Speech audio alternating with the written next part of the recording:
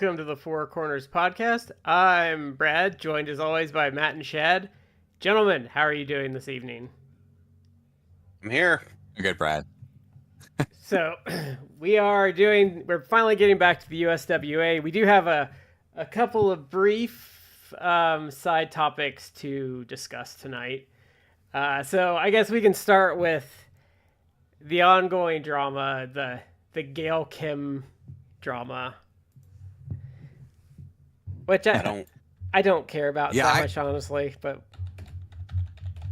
I'm worked up about it. That's why I kind of want to talk about it. It was like the, at least on Twitter, the controversy du jour of the last few days with AEW. But for those who don't know, it started off because so I don't remember the guy's name. I'd have to look it up real quick. But he's the director. It's him and his brother. They're directors they're Australian, and they've directed a couple really successful horror films in the last few years. Did they do Dark Match? I don't know. The two movies I'm thinking of, he did Talk to Me, and then it was Bring Her Back. Bring Her Back, I think, came out early this year. Both were very critically acclaimed horror movies. They, I think, actually were successful. That's actually the key for people who want to. I knew someone who wanted to break into the movie business, and he had all these aspirations about who he wanted to be, as a filmmaker or whatever. And it's yeah, it's great, but if you really want to actually be successful, just make horror movies. And it's some people get a stigma with that. It's you can make a horror movie and you can do it for probably a budget of $4 or $5 million, and you can put it out. And as long as it's decent, well, and it doesn't even have to be groundbreaking, decent. It'll make $20 million at the box office. And then boom, you've made everything back or if you 4 times over. Or if you stick with it and you actually do a decent job. They're not my cup of tea, but you could end up The Terrifier is just an indie thing, and that last movie made a crap load of money because it finally caught on. Yeah, and I think he's doing a 4th one. Yeah, well, I mean, after the third one, I think made I don't know, 50 or 60 million on a budget of 2 million or something. Yeah. Yeah, it raked in a lot. Yeah. Anyway, I'm digressing a bit. The director of that film, it's him and his brother. He, I guess, is doing a documentary on deathmatch wrestling, and decided, I guess he's a fan. I would assume he's a wrestling fan. But he trained and actually did a death match in Mexico, and he posted clips of it online where he's I think jumping off they went through glass. Yeah, through glass, jumping off a ledge through glass, and it's it's an insane spot. And then anyway, Gail Kim, it's a really stupid it's a stupid spot. But Gail Kim commented on it, saying it was, she hated it or whatever like that. And it's look, deathmatch is not everyone's cup of tea. It's not mine even. No, and it's but it's an exceptionally stupid spot, and I hate the argument everyone's going with to defend it, because I think it's a stupid argument personally. I don't care that it's for a movie. It's still a fucking stupid spot. By the way, the names are Danny and Michael Philippou. Yeah, I think it's Mikey is the one who took the spot. But anyway, that's how it started. And I think she got into a little mini argument with Brett Lauderdale of GCW. But somehow that turned into either someone asked her about it, or she just commented on Riho. And then she did this whole spiel about how she didn't find Riho believable. Riho, looks like a child, and is not believable for her size as a wrestler. She takes her out. It takes Gail Kim out of it. And then she made some weird comments about how oh, I saw her do one match one time. So it's her wheelhouse of alleged experience with Riho is she saw some sort of undetermined match at some vague point in the past. But she claims, the cameraman, she had a skirt on. The cameraman was really focusing on her skirt, and maybe because she looks like a schoolgirl, maybe uncomfortable. And it's everything about what you just said is wrong. One, well, especially Riho is an adult. Well, I was gonna say, especially too, if you're talking about in indie, that's like a 1 or 2 camera shoot, it's usually a guy with a camcorder, and you're usually filming upwards. So that's just the nature of how you film. Like if you look at old Stardom before they got the better setups, or even their house show things, like yeah, sometimes it is kind of upskirty and stuff, but it's not intentional. That's how they have to shoot because they have 2 camcorders, and you're kind of It's up. I've been to indie shows that are taped. It's literally a dude like running around the ring. Yeah. Mm-hmm. So yeah, like he's not at the same level. They don't have like the big camera set up from like, you know, many feet away. Yeah, and a fancy indie promotion has 2 or 3 of those guys doing that, but they don't have like a hard cam that can zoom out. Yeah. Right. But all of that was like just nonsense too, because it generally like one Riho, if you're trying to talk about Riho's size, people pointing this out, Riho is, in terms of like size, she's the same height as people like, or within like an inch or two, as people like Io Sky and WWE, who Gail Kim, you know, didn't have any. It was praising like, oh, she's great. She's like the same height as Kairi Sane in the WWE. The only thing I guess you could maybe say in terms of like size is that Riho is probably a little more slender than them. They're a little more I put this delicately.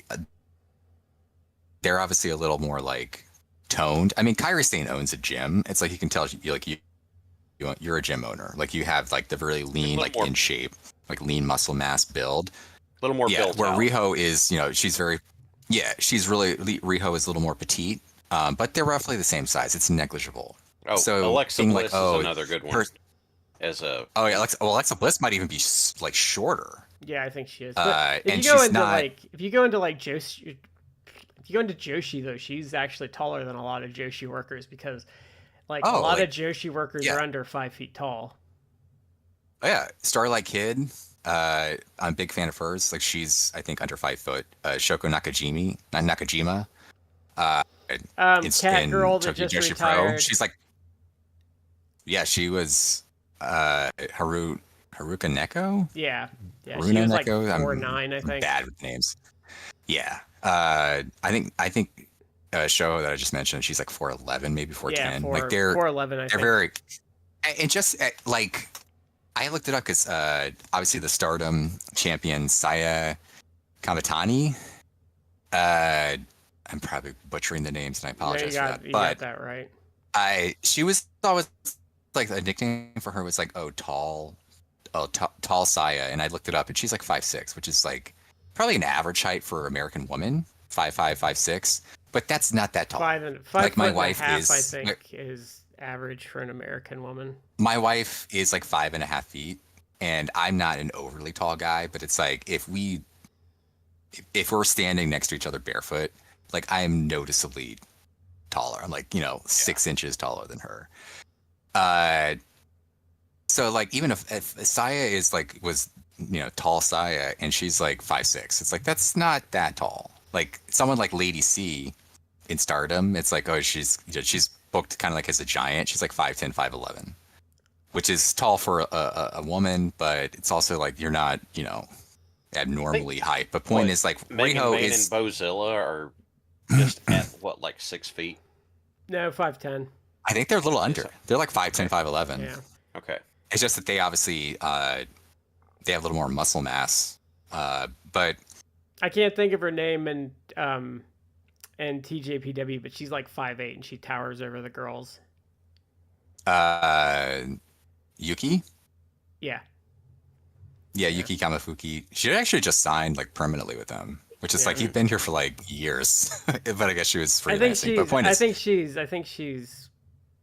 I think she's popular outside of Joshi. But yeah, like so I think the average Japanese woman is like 5'1" or 5'2", so it's shorter. Yeah. But the thing is, I don't think my problem with it is like, one, I don't think Rio's as small as people pretend she is. And she works underneath a lot. She doesn't, like, if she was trying to do like a Stone Cold Steve Austin gimmick, it'd be like, yeah, okay, that's not believable. But like she works underneath. That's not gonna work. She doesn't even like necessarily win that much. And she, like, her matches are all good. That's the other thing. Is like she pops up once or twice a year and has like some banger of a match with some random top AEW star, and it's fine. I would love to see her more in AEW. In the last couple of years, she's had both injuries and I think visa issues that have kept her from being in AEW kind of consistently. But she's a good worker. The size thing to me, it's like she's not really that. Again, compare her to like Megan Bain or even some other women who are like maybe they're 5'6", like, and she's maybe what 5'1", 5'2", maybe. Like but she's not, and she's petite. But she's not like different than a lot of the people that Gail Kim was like cheering on, like, oh, this person's great. It's like she's the same size as them. And when these people, One, two, these people be shitting on Shawn Michaels back in the '90s for being too small. Oh no, but I mean, well, I mean, contextually in that era, they probably would have because like if you go back, Shawn Michaels is not big. No, he wasn't. His physique was probably more in line with like, people you see nowadays who are smaller and have more of a lean build. Yeah. But to go to the other point that she was kind of making, it's like, they basically saying like they were sexualizing Riho. It's like, I've never seen AEW do that. No. Okay. And one, if you're talking about Rio's attire, like she does not wear salacious attire at all. How are you defining that? Because her attire may be like she has a skirt. She has trunks on underneath it, one. And two, if you watch Joshi at all, which I don't presume Gail Kim ever does, despite being, what maybe consider a legend in women's wrestling in America, Riho's attire is not at all that different from other Joshi. And they don't sexualize Joshi over there. I mean, I've been watching a lot of Stardom and Tokyo Joshi Pro in the last few years, and they don't. Like, I could count on like one hand probably the number of gimmicks in the Joshi promotions that are like sexualized, and even then it's nothing like you used to see in WWE back in the day, or even today. Like there's no Gooner bait. But I mean, like, the thing is though, it reminds me of when that idiot was virtue signaling because of there was a random like butt shot of like Sky Blue and he was clutching his pearls, and then Sky Blue's on the side like, hey, if you like this, join my Instagram. Oh yeah. Like, so it's like sign up for my Patreon. Yeah, because it's like the thing is like, I agree what WWE does is wrong, but like there are women out there in wrestling that don't mind or even want to be sexualized. Like, so like throwing that out there, like if you don't know them and it's not like gratuitous, like it might be their call. Yeah. The size thing gets me because someone pulled a comparison, and they're like, oh, the size difference is, you think the size difference is such a big deal, and I think they had Rio standing next to Mercedes maybe, and then they had a picture of that here, and then over here they had a picture of Gail standing next to Awesome Kong. And the size difference was even more pronounced. And it's like, wait, that doesn't do you any favors there, does it? And like, we haven't been watching MMA with like guys that weigh 130 pounds knocking the fuck out of each other. Yeah. Like Demetrius Johnson, who's like very tiny and like won for like forever. Like we don't, that's the thing. Like when people get that way, it's like, look, we have MMA.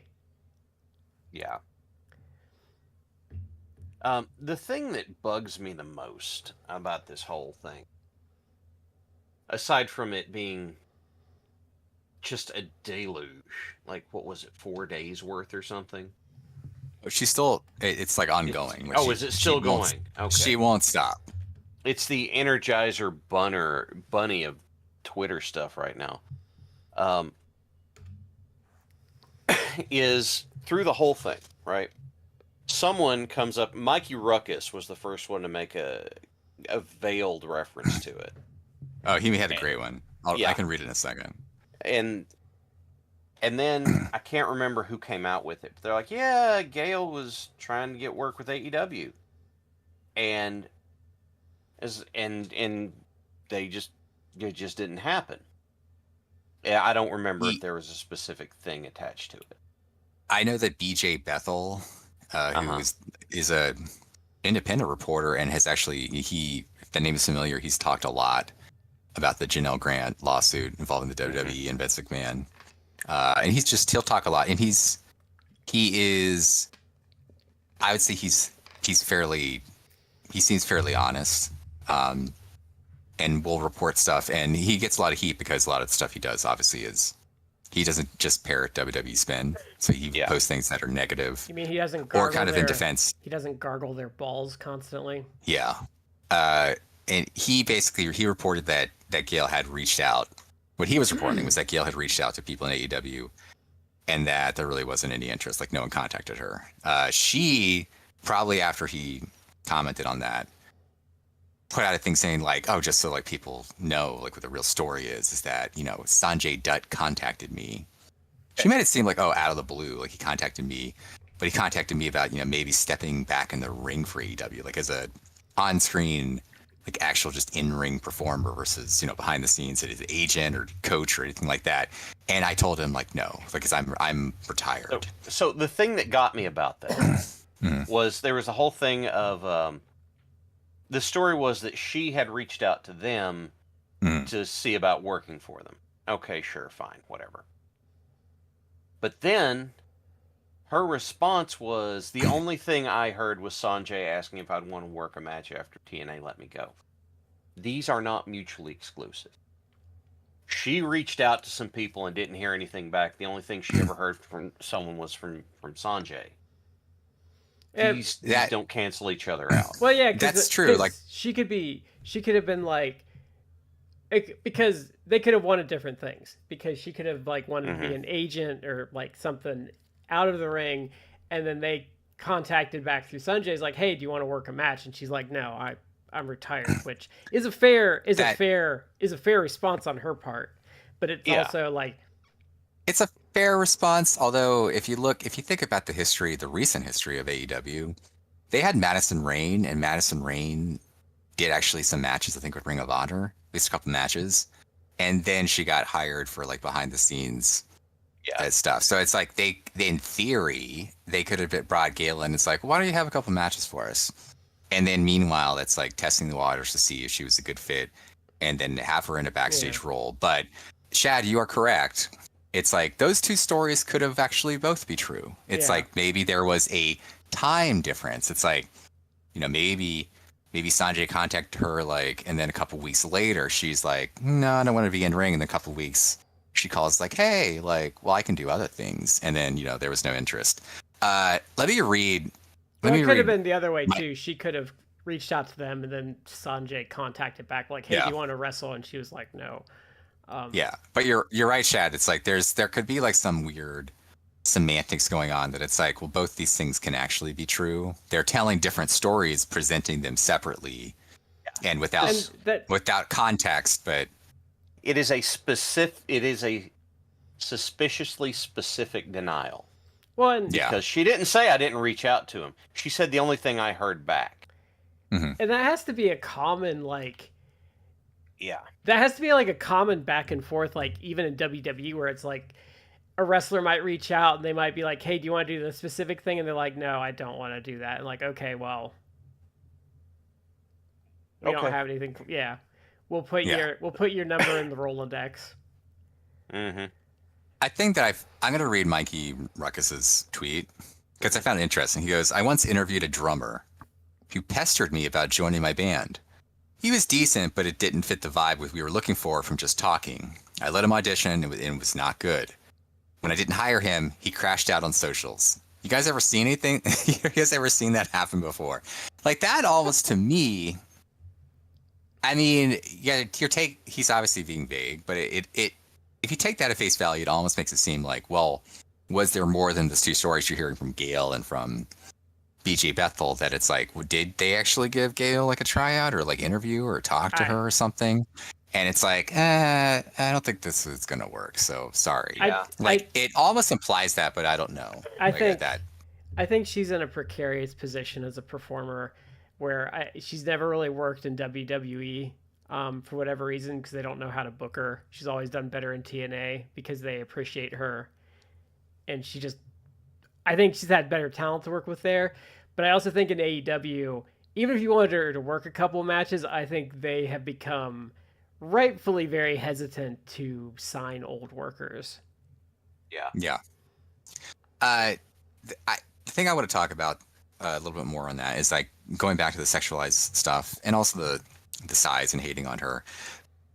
Where this became really problematic was that people immediately told her, like, why you making this argument, one, like sexualizing her or claiming that they sexualize her, what they don't do. And there's enough evidence out there to show like AEW just doesn't do that. They don't even really sexualize the people that they have who actually have like kind of sexually charged gimmicks. Like they don't play. I mean, Tony Storm will go out there on any given week and give an extraordinarily like sexualized like promo or something, but it's lots of double entendre. Let's see if we can do this. The whore you still adore, the slut you can't rebut, this tramp is still the champ. And yet, what is she dressed like? She's like old, like 30s, 40s matinee idol. Like she has actually like arguably like the most sexually charged gimmick, but it's a lot of double entendres. It's not. It's less overt. It's more just like, you know, the comments I guess are overt, but it's not. Yeah. You know, playing on that. You do have someone like Mina Shirakawa who obviously has assets. That's her, though. But she doesn't even like, and they even say it's like, oh, like, you know, but they don't even like, they don't do it like WWE does it. But point is, people told her like, hey, people have, i.e. like Jim Cornette, have made really disgusting comments about Riho to the point they bullied her off social media because of this, hating on her. And some of the things they did was like, one, oh, she looks like a schoolgirl. So they're commenting on her size and youth. Even though she's a 28-year-old woman. Well, I hate that too, because if you take one look at her, she's not, like, she looks like a grown-ass woman. She looks like a grown woman. She does not look like she's a teenager. No, and she's like, never she's just petite. She's petite as a normal Japanese woman would be. Even when AEW started, like, I would argue she looked older than Jack Perry, and she still kind of looks older than Jack Perry. Yeah, Jack Perry has very. I don't know that I don't know that I would say that now. I've never looked at her and thought teenage girl. Like, that's just like that says more about the people that say that, I think, in a certain way. I agree. Like, if you see her, and again, her attire has never been like a schoolgirl's, and it is very in line with what a lot of Joshi workers wear. They don't dress like schoolgirls. They dress, if anything, the way I would actually describe them. I personally would describe them like a lot of them look like fairy princesses. They're magical. Like a lot of them. Yeah, exactly. I have two daughters. Like, they don't necessarily like play dress up. My younger one maybe kind of does. It's like, hey, take like an Elsa costume from Frozen, whatever. It's like, it's a lot of it. There's a lot of frills. There's a lot of lace. You know, everything. It's very elaborate. It's more like fairy princess, magical girls. Like Brad said.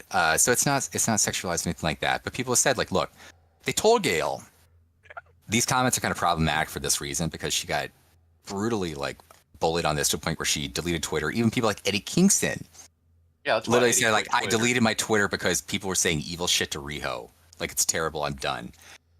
And this is where it became problematic. Like, they said this to her, and if she had just responded.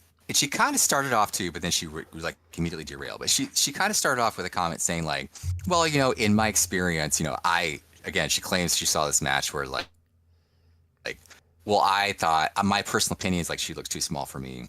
And I saw this one match where they like, you know, they're pointing up her skirt, which again, it's like she's vague about it, I think by design, and they don't sexualize Riho, but whatever. Okay, you say you saw this, but she could kind of be like, well, you know, it's my limited experience. Like, this is what I saw. This is how I felt.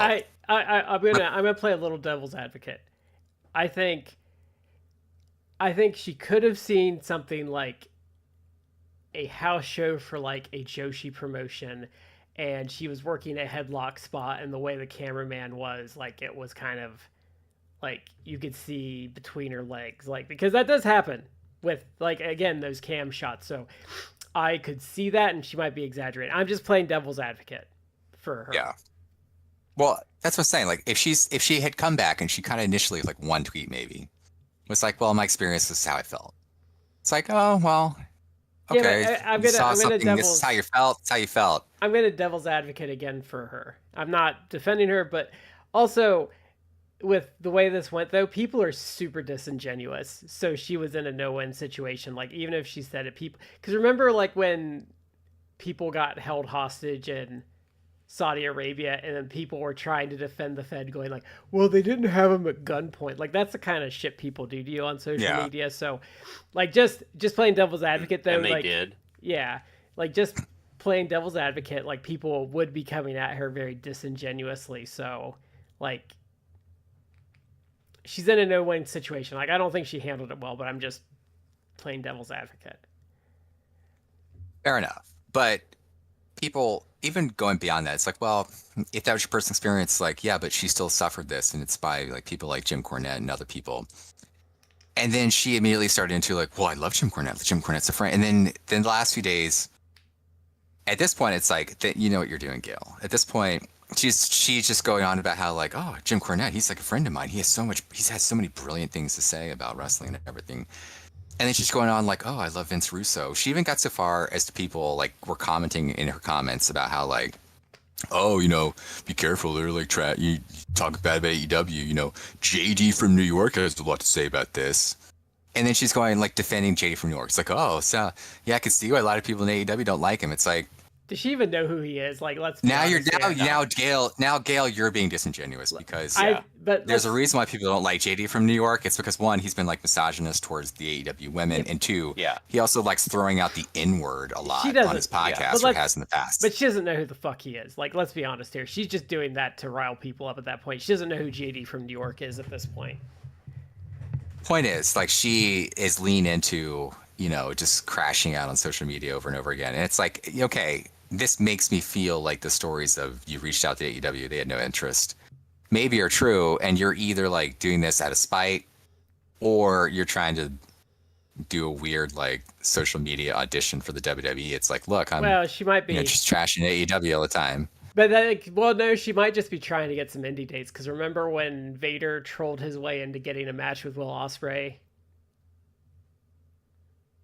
I don't know, but maybe because Brett Lauder had like a weird tweet earlier, I think today, where it was like he like reposted like Gail Kim like trashing the deathmatch thing, and he had a weird comment acting like he's, you know, speaking on someone's voice. It's like, oh, this is terrible. Like, can you please book me? So it's like, I'm just saying, that actually? Are you kind of saying like you actually have been contacted by a certain someone to be on GCW shows, or what? He might just be. It was interesting. Like I said, Vader did troll getting a match with Will Ospreay at one point. Which, didn't he book himself to win that? Like, no, he won that match. Yeah, he won that match. Yeah, like I'm going over, brother. But like I wouldn't put it past working to try and get some bookings. But there's also one other thing we wanted to touch on before the USWA. But Nia Jax struck again. Yep. It pisses me off though. People are trying to blame Jade Cargill for that. It's like, no. Like, she flung her head first into the ring steps. It was so I saw the whole. Actually, what happened was I saw the picture, because Jade didn't just have like an eyebrow busted. It's like the skin's opened all the way up. Oh, it's a huge gash. Yeah. Like way, like the entire skin, not the epidermis, like the whole layer of skin's opened up. And I have to give her credit. Like, her in-ring is whatever, but like as far as being a worker, she is better than 90% of the roster for rolling with that and making sure the camera got like a picture of her all busted up. She did. Yeah, the instinct there was actually commendable. Like, she knew what to do. Like, she made sure the camera focused on it. She went right towards the camera, like, look at me. Like, I'm all... I mean, I will say, like, it was bad, but she capitalized on looking cool as shit, like all bloody and stuff. So, in doing this, I saw that and I'm like, oh God. And I was like, oh God, it's another Nia thing. Do I really want to go looking for it? And I didn't, but I saw it. I posted plenty of back and forth of, I'm getting there. I saw plenty of back and forth. It's like, well, did Nia do that wrong, or did Jade take it wrong, or was this just a weird thing that happened? And I'm talking about that, and Matt and Brad's like, here's the clip of it. Because like I said, I hadn't looked all that hard. And I'll look at it. This was Nia's fault. Like, Yeah. I am saying that as my former never was, nobody indie wrestling cred. She's got a hold of the back of Jade's head. She slings her too low, and she lets go too late. Jade really only had the option of crashing face first into the side of the steps. Yeah, because she kind of launches her, and she's going like this, like she's going down. She's like got a hold of her. Yeah. She's got a hold of her head. She's down here, and she's pushing downward and forward. Let's be real. Like, Shad, if you had to estimate, how many matches did you have in your career? I don't know, 100, 200, something like that. Okay. Like that. I mean, if you had 200, that's probably more than Jade Cargill has had. She's had barely over 100 matches in her career, probably. Okay. She might be getting to 200. I don't remember what she had in AEW. I think she had like 60 in AEW, maybe. Like 60, and it's been like a little over 60 in WWE, so a little over, a bit over 100. Point is, like, I've had 0, Brad's had 0. Even if you had 100 matches, it's like, okay, that's, in my opinion, that's more than enough to actually opine about, this spot and what you can see. And again, you've been you've been in it, but you've also been involved, seeing other workers. And I don't mean just like watching on your TV. I mean, like JR Rock that we had on the show recently. Like you've seen them work. You can tell like what people are doing. And we have to add this caveat just to puff Shad up a little bit. He has worked with a talent that made it to TNA. That's right. Yeah, had a match with Larry D. Yeah. Larry D. Oh, by the way, Larry D was just class. Larry D is the only guy that gave me a spear that didn't try and cut me in half with it. And he works with a guy that's been on OVW TV a lot. But so Shad, just to puff Shad, he has been with someone that's made it to a national promotion. Like he's worked with someone that's made it that high. Yep. But your opinion actually is valid. Like, and I agree. Like we were talking briefly before the show about the spot, and in looking at it, you're right. Like I don't see how you cannot say this is Nia's fault. Like the way to work that spot, I was never in the ring like you were, Shad, but to me, it's like, if I'm going to do that spot, I would have done it one of two ways.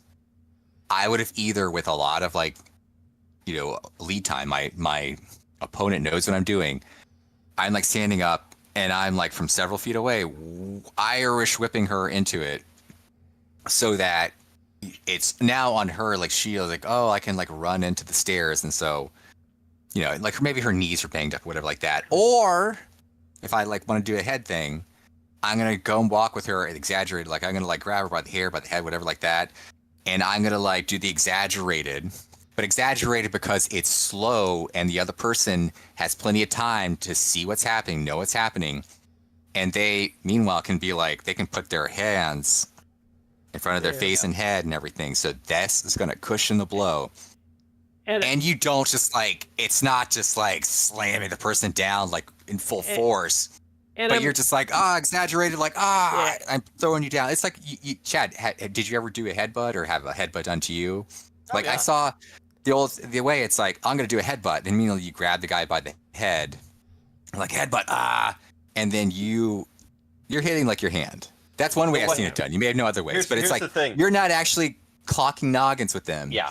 You're like, when I would do really a headbutt, I reach out, I grab here, and when I pull back, my impact was right here. It was just on your the thumb. That's what. So it didn't look like I'm hitting my hand when I'm doing it.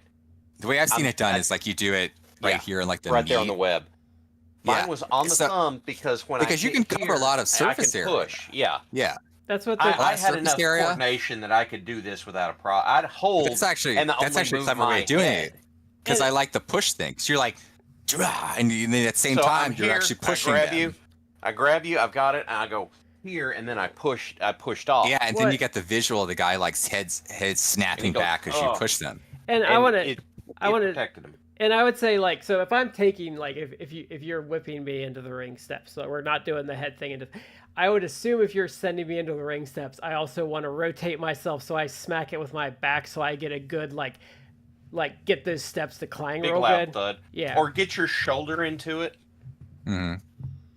Yeah. But that's why I said, like, from several feet away, I'm doing that so the person has, like, more than enough time to decide, like, how am I going to take this? Like, maybe I'll rotate myself, whatever. But there's most places I worked didn't have diamond plate steps. Okay, usually they were wood, so I didn't mess with it much.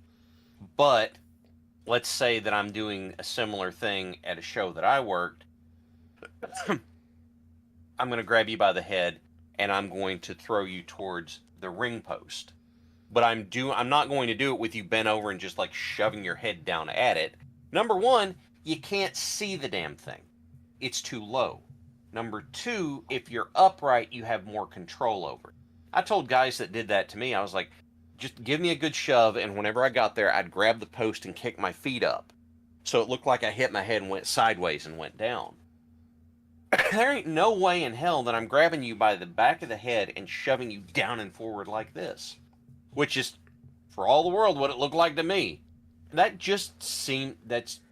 Well, even at best, it's careless. At worst, that seems pretty malicious to me. or even though, like, when they do stuff where they have their head and, like, they're going for, like, the lower turnbuckles, they give them a big lead up so they see what's coming.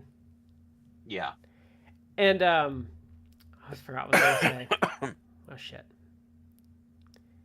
Well, I was going to say, like, I think the reason the back and forth, what I've noticed is, especially on R Squared Circle, where people were trying to defend Naya, is people don't know what the fuck, how any of it works. Because there was one with Jazzy Gabbert, the alpha female, where she was working with someone, and they went to do a powerbomb spot. And, like, she didn't have it right, so she just let her go.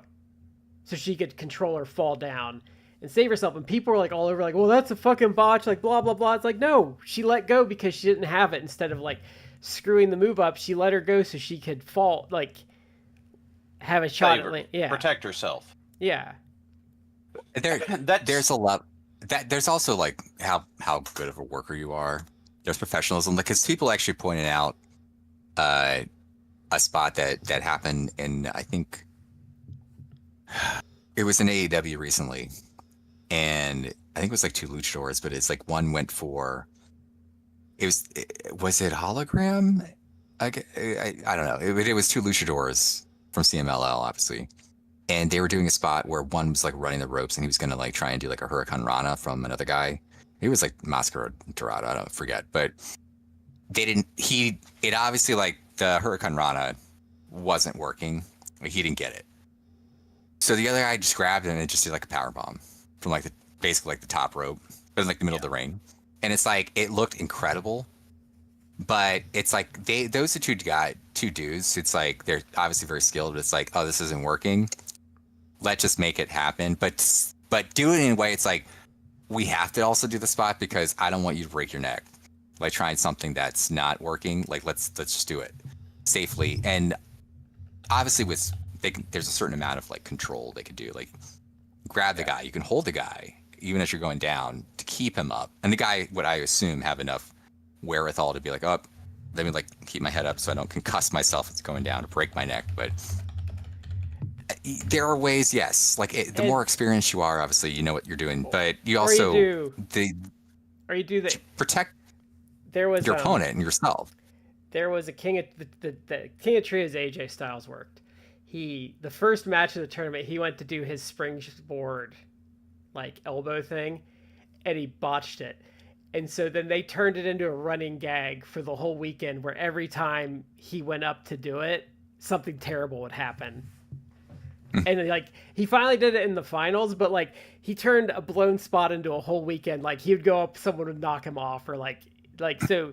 Sometimes you can just run with it too. You mean he didn't stop the first time he botched it and do the spot? No, he didn't more pull times a Sabu. Necessary. He did not. To do. There's that. Exactly. There's that. I think it's Heatwave '98. It was him and RVD, and it was who who was it? It was Jinsei Sasaki and Hayabusa, I think. And there was this table. Yeah, you're right. You're right about who it was. So this table, he's trying to use it in the leg breaks. And he's so determined to get this spot to work that even their opponents are even trying to get this table to work. He derailed the match that bad. It's hilarious. Yeah, you were right about the event too.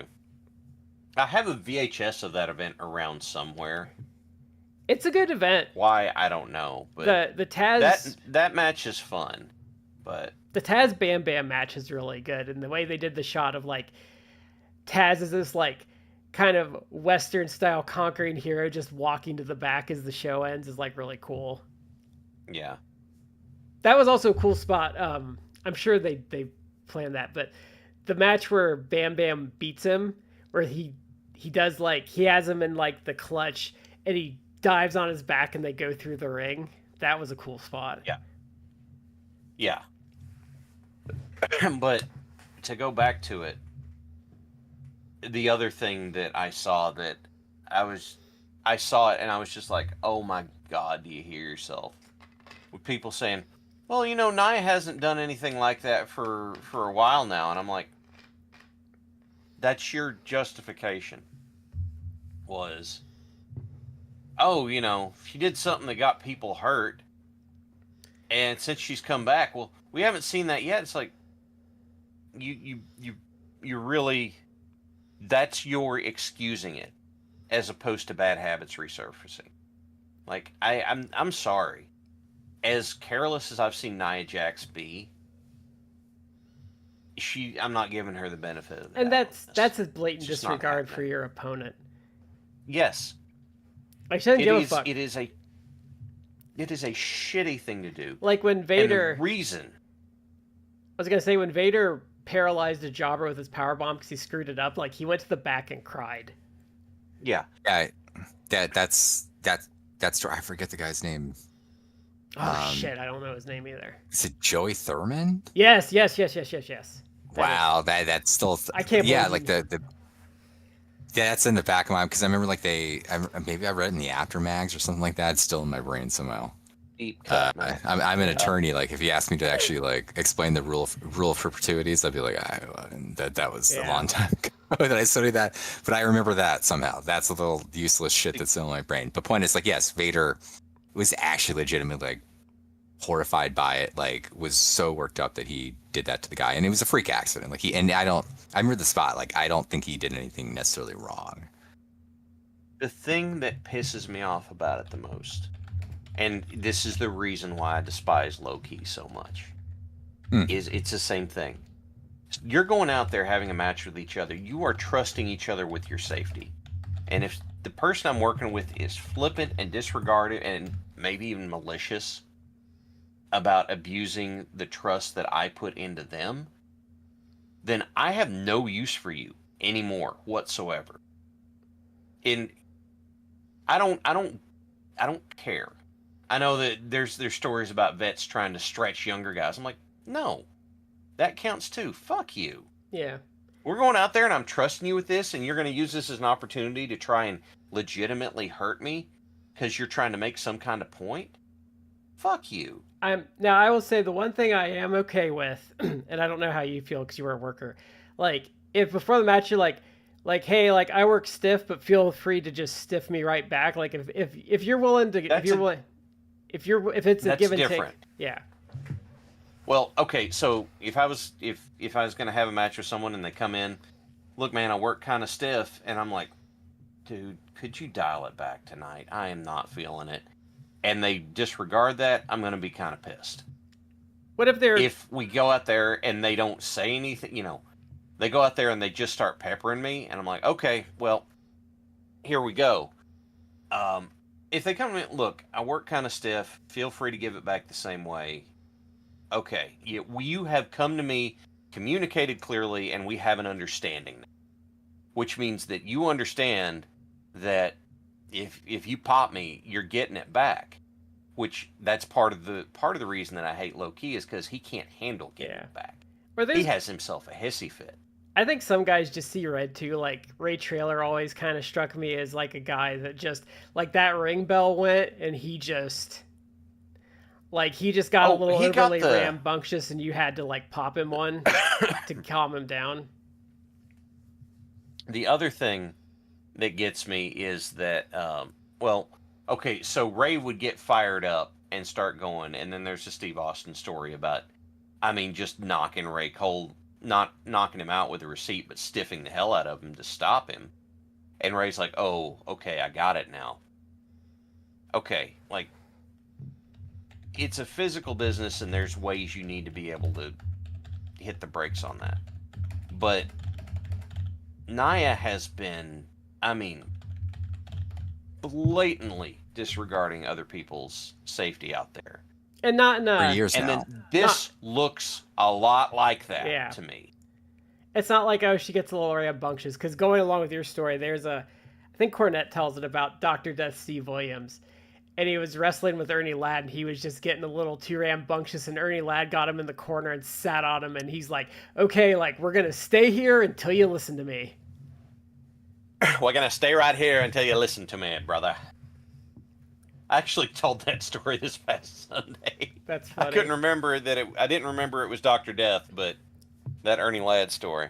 I would be torn up, And though. stay right here until you calm down. I'd be torn up by, like, any of the number of things she did, like the Carrie Sane thing. Or even remember that match, which Charlotte unfairly took blame for because Charlotte did nothing wrong when she smacked the shit out of her because she dropped Charlotte on her head. Oh, that was a receipt. Yeah. And people getting pissy about that one's like, no, that was earned. Yeah. There's one story that floats around, and I don't know how true it is, but if it is true, I have a lot of respect for the guy, is supposedly Nick Jackson of the Bucks would chew people out for shit like that on indie shows. If people did something like that, he would absolutely chew them out. And I'm like, okay, number one, is it true? I don't know. I don't have verification. But number two, if it is true, then, hey, internet high five, because I respect the hell out of that. Yeah. Okay, so USWA. So we have USWA. the April 25th, 1992 episode and the May 2nd, 1992 episode. So Yes. I was not able to write stuff down, so Shad will be taking us through the formatting for this. So the first week starts with a recap. They all start with the guys at the desk talking, but they go to a recap, and it begins with a Brian Christopher segment, and it's a recap from their big Mid-South show over the Coliseum. weekend. Yeah, at the Coliseum, and it's a chain on a pole match. And it's blah blah blah blah blah.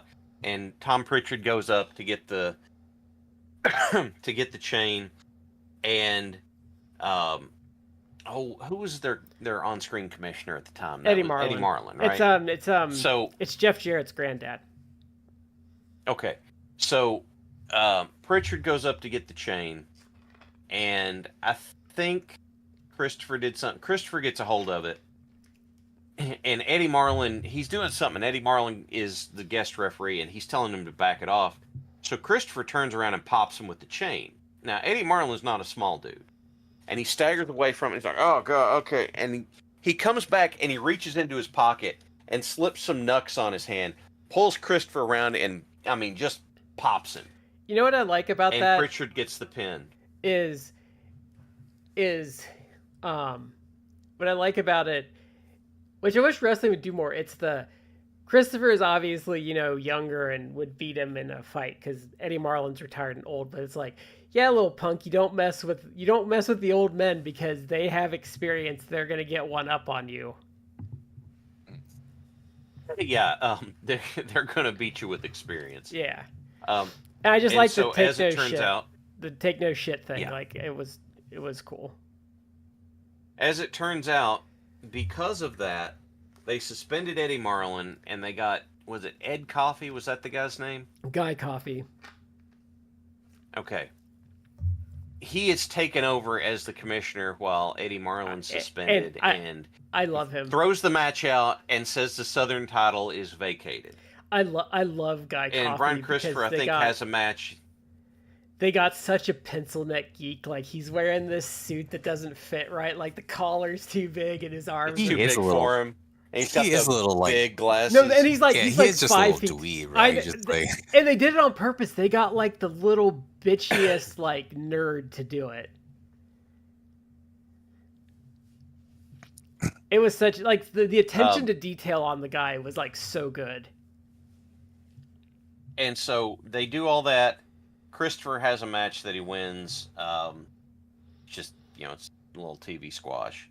Edie Steele. Before that, like yes. Christopher is going on. He's gloating, and again, first off, I like the clips between Christopher and Prichard, and they have good I've said before, like the clips that they show of these Monday night shows, like everything looks like really fun. Like, I don't know if the matches are good per se, but they look like interesting. They're matches that it's like if they found footage of this, I would have been like, I want to see these shows. Like, they seem at least compelling enough that I would I'm going to watch it. Maybe not like these aren't like 4-star matches, 5-star matches, but it's like I feel like I'd be entertained. A lot of the 80s stuff is out there. I mean, we've watched a lot of the 80s stuff. Like like Randy Savage putting Ricky Morton through the tables Mid-South Coliseum footage. Like, a lot of that stuff is. But Christopher comes out there beforehand, and he is just a super annoying dick. Like, he usually is. Eddie Marlin got fired, and Dave Brown's like, no, he's he got he's fired. You're never going to see him again. It's like, and God, who's the announcer? Dave Brown. Dave Brown. He's like, well, he's not. Let me get a pen. It's like, well, he's not been fired, Christopher. And it's like, yeah, he's gone. Yeah, you're never going to see him again. He's coming back. They fired him. That was me. He's fired. You better know not to run into Brian Christopher. And it's like, you just want to punch him. Like, I've watched wrestling for decades now. And he is literally he's got to be in the top 5 number of people that I think as a heel is so annoying that it's like, I literally would be like, I want to, if I was in the ring, like in the stands, I would have been like, I want to get up here out of this seat and I want to go smack the shit out of this guy. Like, he's that much of an annoying dick heel. Yeah. I was thinking, he knew what he was doing. I was thinking, Lawler did it. He did a great job. Lawler did it for selfish reasons because he didn't want to age himself. But I think concealing that he was related to Jerry Lawler actually did Christopher a lot of good because it let him stand on his own and like develop without having that stigma. Because even like someone like Mike Graham, who wasn't terrible, and like they didn't even like really push him like outside of being like a mid-carder, still has this like stigma attached to him that I don't think is like warranted. And even like Greg Gagne to a point has that same stigma that isn't deserved. So I think it did him a favor, like unintentionally. Well, it is it's a move wherein you're not okay. When Charlotte first went to go train, they did not have her do Flair shtick, which is good. Like, you're not. Yes, and I heard someone. Why would they not have her do that? What? It's like so you learn how to work without having the crutch of doing that stuff. Because David Flair and Brian Christopher plowed his own way. Yeah, because David Flair, who wasn't very good, could never like get out from under the shadow because like all he would do is like Flair shit. Yeah.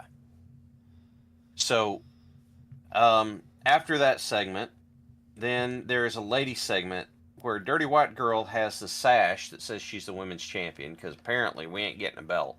She has a sash, and she gets jumped by Cratchit and Davenport. Yeah. And I'm like, okay. And Dirty White Boy comes out to make the save, and he drops a challenge in it. And I'm just kind of like, I'm watching the segment going, does Van of the 90s and Psycho come out too? I feel Psycho came out. I don't remember. I don't recall. Because Psycho took the 90s. Psycho took this pretty fun like header over the table at some point in this episode that I thought was good. The thing, So the thing. Sorry to interrupt you, Chad. The thing that I've Okay. noticed about this show, these USWA shows, and I don't know if it's like a branding thing or whatever, or just as an old school promoter type of thing.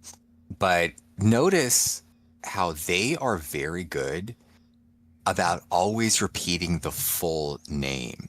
Like it's never like, I don't think I heard Dave Brown or Corey Macklin or anyone just be like, oh, Davenport, whatever. Like it's always Lauren Davenport or Man of the 90s or Tony Falk. It's like, it's always the full name. And it's like a weird little detail. And initially I was like, why are they just like saying the whole name? But it's like, you remember it. It's like Lauren Davenport. Like you're like, you're talking about Miss Crash. It comes out and it's, what's her name? It's like Lauren Davenport, Chad. Lauren Davenport. They said it like 50 times. I said Davenport. I had part of it.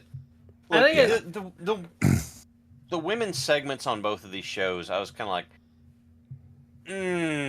not a fan. It's outside of Miss Jackie, who we've seen, they had no women talent. I mean, Dirty White Girl's kind of okay. She knows what Yeah. she's not like a great in-ring talent, but she's been around enough. She understands but I will say, Yes. I don't think the women are good, but I do like that they're more than just a valet. They have their own rivalries and issues. They're trying. That there's look, a lot of things you can say, like even if you stink, but if you're trying, it's like I gotta give you some amount of respect because you're trying. Yeah. There may be limitations, but you're trying to make the feuds work. You have a face heel dynamic thing going on. And kudos to them. I think it adds something to them too, because like I don't think Nurse Cratchit's good or anything, but like the fact that she has a problem with like Dirty White Girl and like some of the other women, that like it gives her depth. She's not just there like it's like a cardboard cutout. Mm-hmm. Yeah, there's it's a more complete character that way. It's just what they did in these segments. I was not. Didn't love it. No, and I think Dirty White Girl's the only one that can really cut a promo either, which kind of. Yeah, it's not wonderful. Because I thought her promo, and she's like, "Well, I'm gonna do this because it's gonna piss Lauren Davenport off." Like, I thought that part was pretty. Like, I thought her part when she was doing the promo, I thought that part was fine. Like, I thought it was. Yeah. It was an okay promo. I thought it was fine. Like, I liked her. Like, oh yeah, I'm just gonna do this to piss you off. Like, I thought that was good, but like, yeah, after that, it wasn't amazing. Mm-hmm. So the next segment we had was Richard Lee comes out, and he's talking about how happy he is that he's got all of his dogs back. They're out of the hospital. And then he turns around and goes to the guy with the name that I like the least. He goes to Big Black Dog, and he's like, here's $25 for you to go back to Louisiana, and if I need you, I'll call you. And I'm like, okay, it's for storyline purposes, but what's the internal logic? Because now you got 4 guys to back you up, and you're getting rid of one of them. I think they were. I think he was upset with his performance. Hell, I was upset with his performance, yes. and I wasn't even involved. I will say I was upset though. Like if they would have totally written him off after that, and he never showed up again just because Richard Lee gave him $25 to go home, that would have been hilarious. But they have all this, and sends him packing. And what this does is this feeds into the next segment, where you have Jeff Jarrett and Charlie Trapper, the Moondog Hunter, taking on the Moondogs. I have to apologize to AJ Lee for shitting on her strikes last week. Like they're way better than this fat. Let's moderate that a little bit. Okay. Way better, I think, is... You did better than a fat hillbilly that doesn't seem to know what he's doing. Yeah. So, Jeff Jarrett and Charlie Trapper are having this match, and all 3 Moondogs jump him, and then Big Black Dog shows back up on the side of Jarrett and Trapper because apparently he's insulted by an offer of $25. Okay. This brought up a question to me of, the gimmick is the Moondogs are these wild men, obviously, and Richard Lee treats them like that.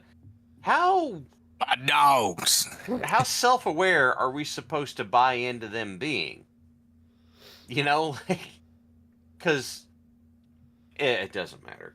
You get this. Well, what do you mean? Like they're kind of just they do it for the evils, right? the lulls. Like But then you they have, just like hurting people. Yeah, like they're that's what I dastardly think. people. Like going out there and be the yeah. They But I then- think because they were I think what it is they willingly Big Black Dog's different because I don't think he ever kind of had the same bloodlust, but like with them, and he said it in the next episode, is pretty much they work with him because he gives them easy access to people to beat up.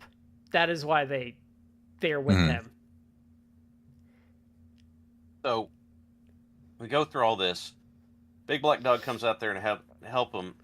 And then we have this Jarrett promo segment that just does not Oh end. God, fucking Because they're trying to get Jerry Yes. Lawler on the phone. And I'm like, for God's sake. Yeah. Well, to go. Can I turn back the clock a little bit? Like there was the kind of non-match between Charlie Trapper, Jarrett, and the Moondogs, and it just turns to like the Moondogs destroying them with the chairs and destroying like Trapper. Trapper is he's terrible. Oh, he's god awful. But I will give him credit. Like he took some chair shots. They laid into that dude because they showed him afterwards, and his back was legit, like bruised, and I mean like purple bruise, noticeable red marks and purple bruises. Like they laid into that dude. The nicest thing I can say about Charlie Trapper, and I could be wrong. I'm willing to say if I'm wrong. I think the nicest thing I can say about him is I think he has all of his teeth. That's, I think, the nicest thing I can say about the guy. You what? You think what? I think he has all of his teeth, and that's the You think nicest what? thing I can say about him. I don't know. Oh, Maybe. he's god awful. But Because like, but yeah, like next week so where he's basically. like, next week he was like, "Well, I wonder if I can wear that belt." It's like, oh, shut the fuck up, dude. Oh yeah. Well, we'll get to that in a second. But yeah, so there was this schmoz, and then Jarrett, because Big Black Dog turned, like Jarrett, it was supposed to be like a match with Lawler, involved, but now like they want to do. Jarrett wants to do with Charlie. They want to do a 4-man tag. They want to do an 8-man match. Yeah, and Guy Coffey won't with do Richard it Lee because- and the 3 Moondogs, because now we have 3 Moondogs now. Yeah. So now it's four people in the Moondog team when you factor in Richard Lee, but now Big Black Dog has gone face. It is face turn. So Jarrett wants to do now. He wants to do an 8-man with him and Lawler, Charlie Trapper, and Big Black Dog. At the Coliseum on Monday.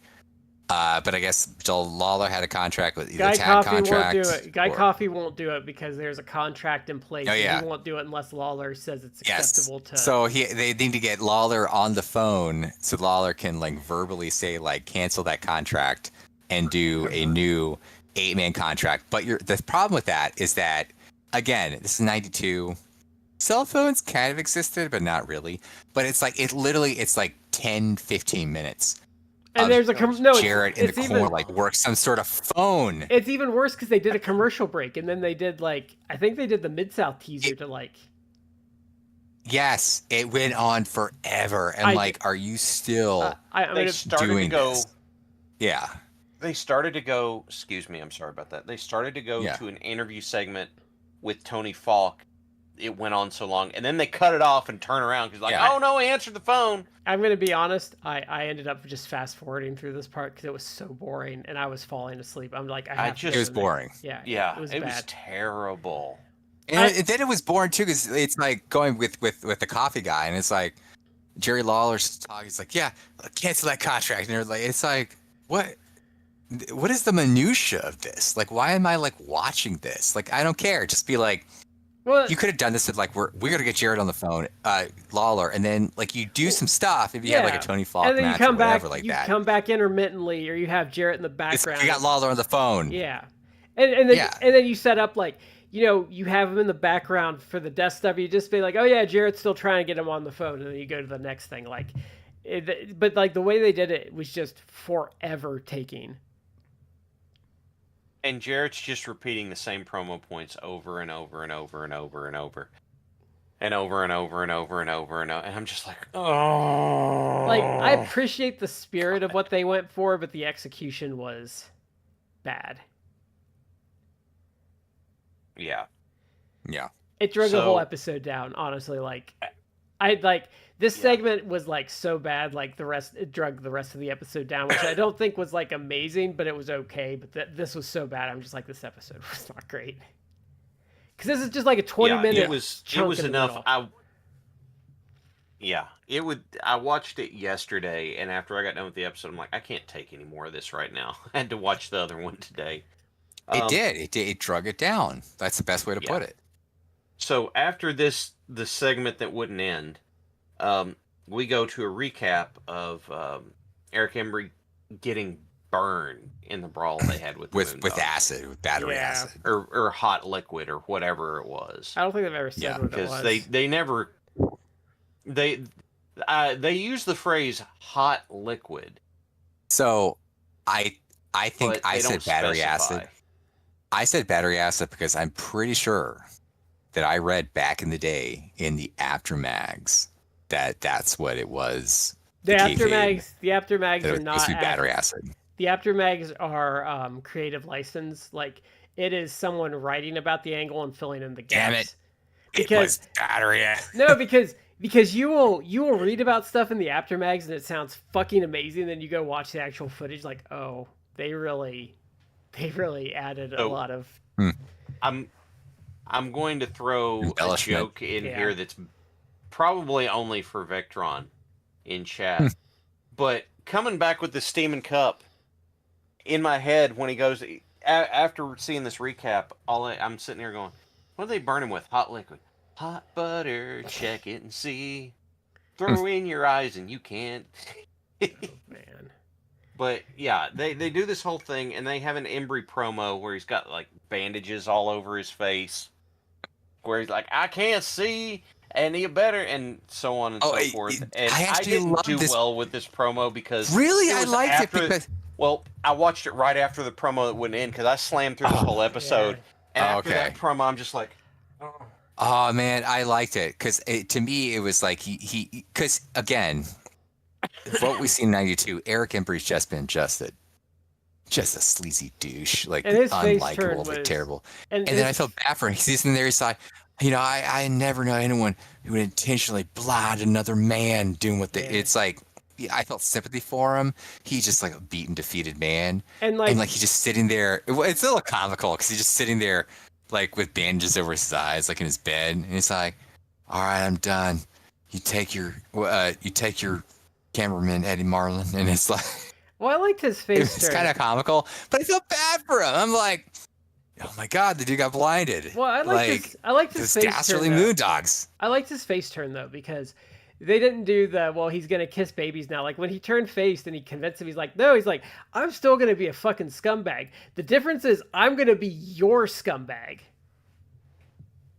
Is how he did the MGF thing. It's like, well, I'm your scumbag. Yeah, I'm a dick, but I'm gonna be your scumbag. Yeah, and I like when they do those face turns, not the ones where like the guy just totally changes his character overnight.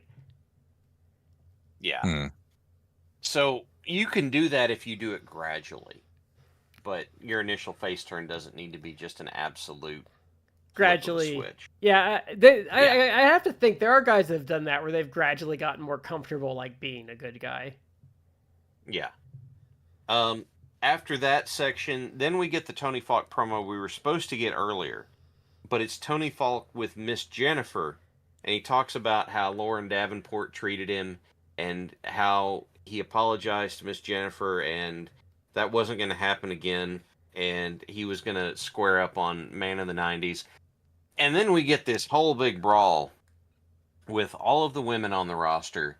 And it is this, like, there's a belt that comes into play, and Nurse Cratchit shows up. And I'm just like, we didn't need another brawl. Like, that.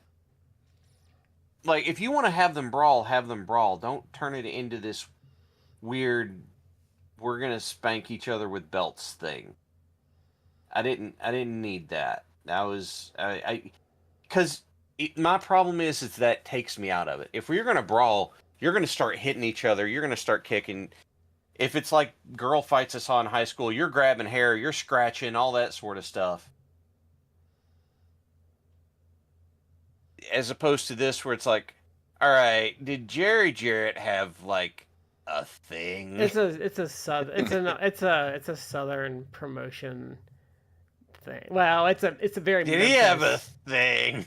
It's a very Memphis thing. This led into Dirty White Boy having a match with Man in the 90s, which I don't think had a finish to it. I think they just did it. No, I think this one, or am I confusing it with the next one? No, the next one had a finish. Yeah, the frustrating thing to me about some of this stuff is that you will occasionally get like matches. It's like, well, I actually want to see this match, or you want to see a resolution, and they do a schmoz because again, it's all built towards like the Monday night, Coliseum shows. But it depends again, I would love to see some of that footage, but I think it depends on what they need like for a character at that point.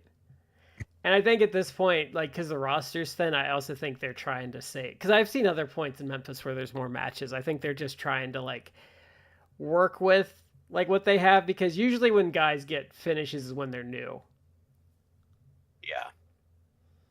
Yeah. So we had all that. We had a Jarrett promo segment again.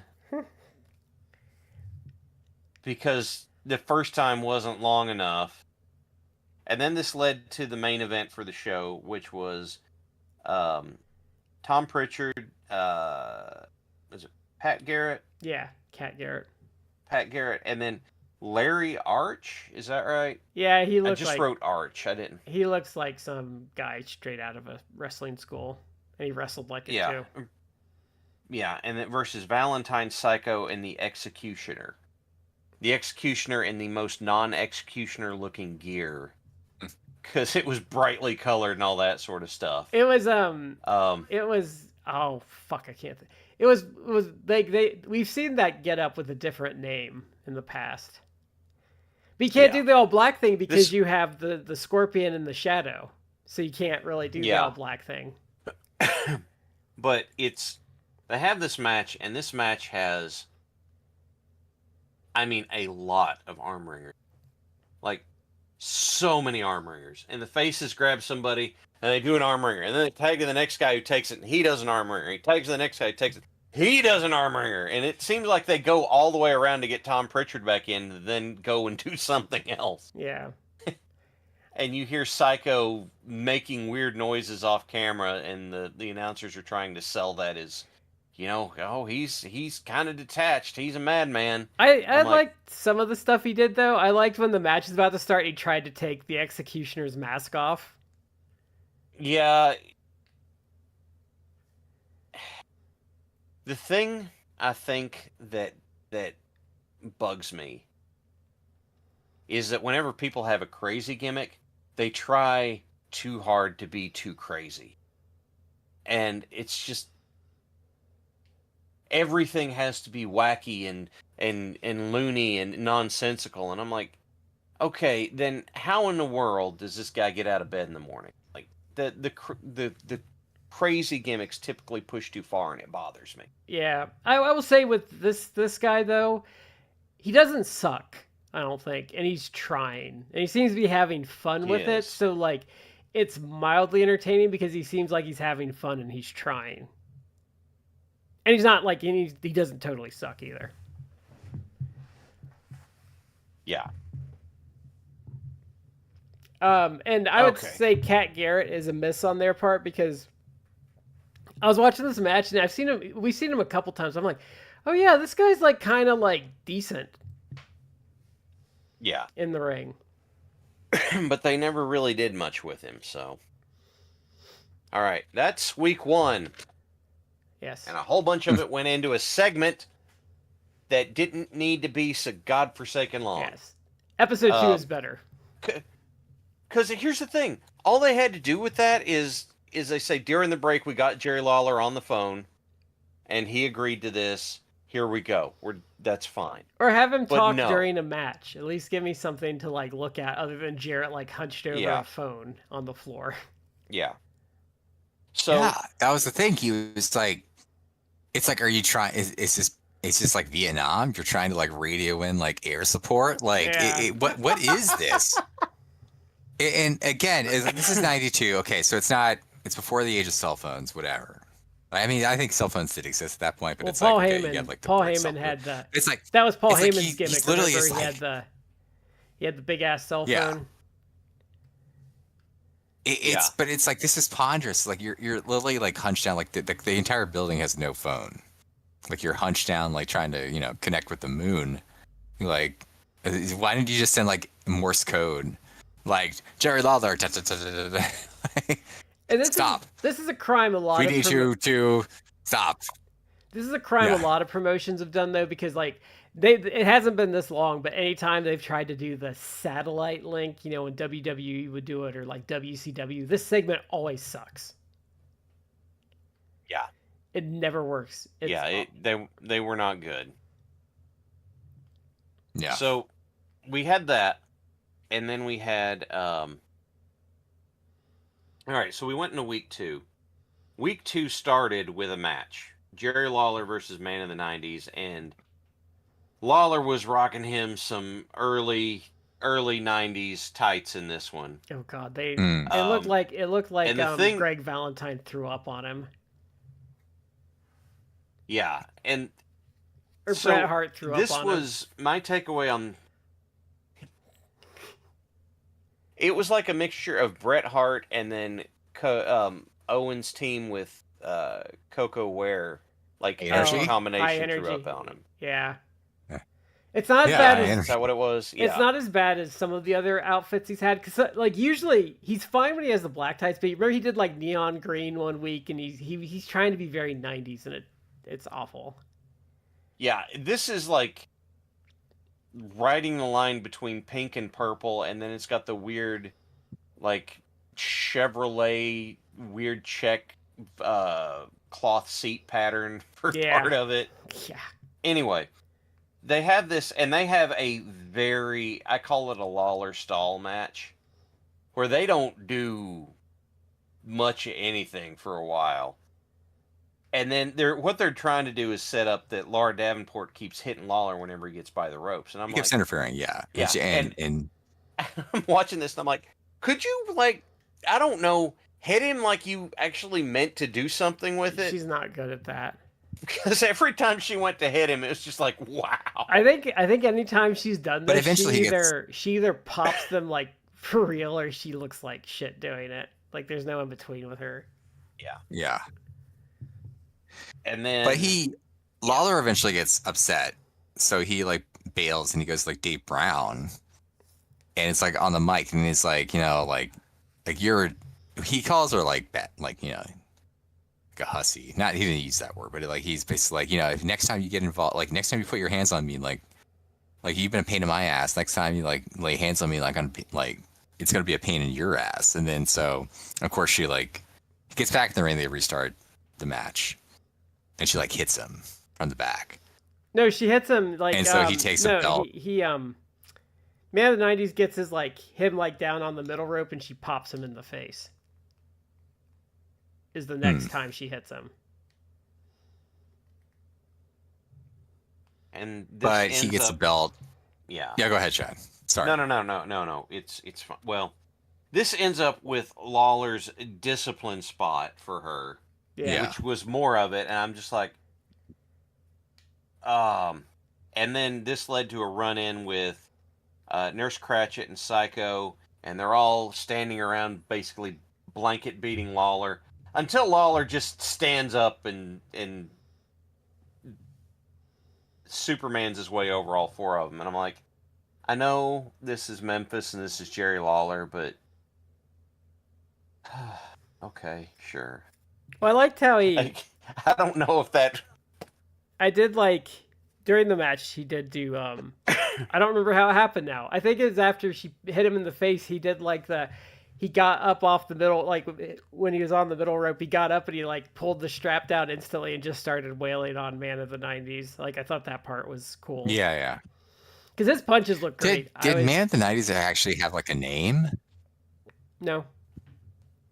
First name Man, middle name of the, last name 90s. That's all that we ever hear him referred to as. His middle name is hyphenated too. You got to put that dash in there so they don't run it together. No, I don't think he has a name. It's an important difference. I would be disappointed if he had a name. I think it's funnier when he doesn't have a name.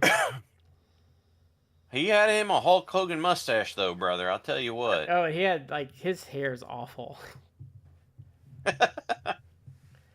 So we have that whole section happen, and then we go back, and we have a recap of the Moondogs and Richard Lee versus Jerry Lawler, Jeff Jarrett, Charlie Trapper, and Big Black Dog. And one of the things I saw in this was, dear God, those were two ECW level nasty chair shots to the head that I saw doled out. And then I think Lawler and Jarrett did a spike pile driver on Richard Lee at one point. Yeah, and Richard Lee is actually so good. Like, I'm so disappointed that we were gypped out of this guy like not being in a big promotion, because he would have done it. Like he would have actually been good. But because he was good in this, and like he sold it like death. Like he got the assignment. It's like, dude, first off, you could have just taken a regular pile driver from Jerry Lawler. Like that's his move. Like take it, be down. But he just sold it like death. And it's like, yeah, that's absolutely. But I'm gonna go back to what you're saying, like the chair shots. It's like, we actually commented on an earlier USWA episode that the Moondogs were throwing chair shots to like jobbers or whatever. And we commented, it's like, oh, like they're like protecting the chair shots and not hurting the guys. You know, like they're being kind of, judicious with it. Yeah. Did they just not like Charlie Trapper? Because they were beating the shit out of him with these chair shots. Like legit. I'm like, I don't know who this Charlie Trapper dude is. Terrible. But it's like, he doesn't necessarily deserve like CTE when he's like, in his 50s. I'm guessing if he wasn't very good, he was hitting them for real, and it was a bit of retribution for pissing them off. Yeah. Maybe some receipts. Yeah. So I'm watching this, and I know why they use them. They come out with these big boards, and it's like, okay, they use them because they make a big sound, and they break real clean, and they cool. probably break pretty easy, too. And they look cool when they break, too. But could you maybe have cut, I don't know, a few feet off the bottom, so you're not walking out with this, it looks like you're walking with this big wobbly piece of siding that's hard to control? Like, that gets me a little bit. I think my favorite one still is when they pissed Kamala off, and Kamala just, like, mauled the Moondogs. Yeah. they hit Kamala, and Kamala's like, I'm bigger than you are. Yeah, and just goes after him. They found the bigger monster. I still love that segment. Yeah. Okay. So after that, I got recap. Oh, go ahead. Yes, sir. I was gonna say I get irrationally angry when I go ahead. see Charlie Trapper now. Like irrationally angry when I see him. Yeah, there's a good reason for it. Yeah, there is. And I wrote a note here. I'm like, how long is this angle gonna go? I have to imagine Charlie Trapper's gone after this week. Please, I hope he's gone after this week. I mean, how long does this angle with the Moondogs versus Jarrett and Lawler go? They lose the titles in June, I think, but they win them back pretty quick because they are pretty constant in the tag division. But I think they move on. It just they're kind of moving. Because we've been seeing this. We started at the beginning of the year. Well, they kind of move it. The cycle's been Lawler and Jarrett get new guy to go with them. Richard Lee comes up with something. Moondogs. It just continues. Well, they actually diverged this week a little bit.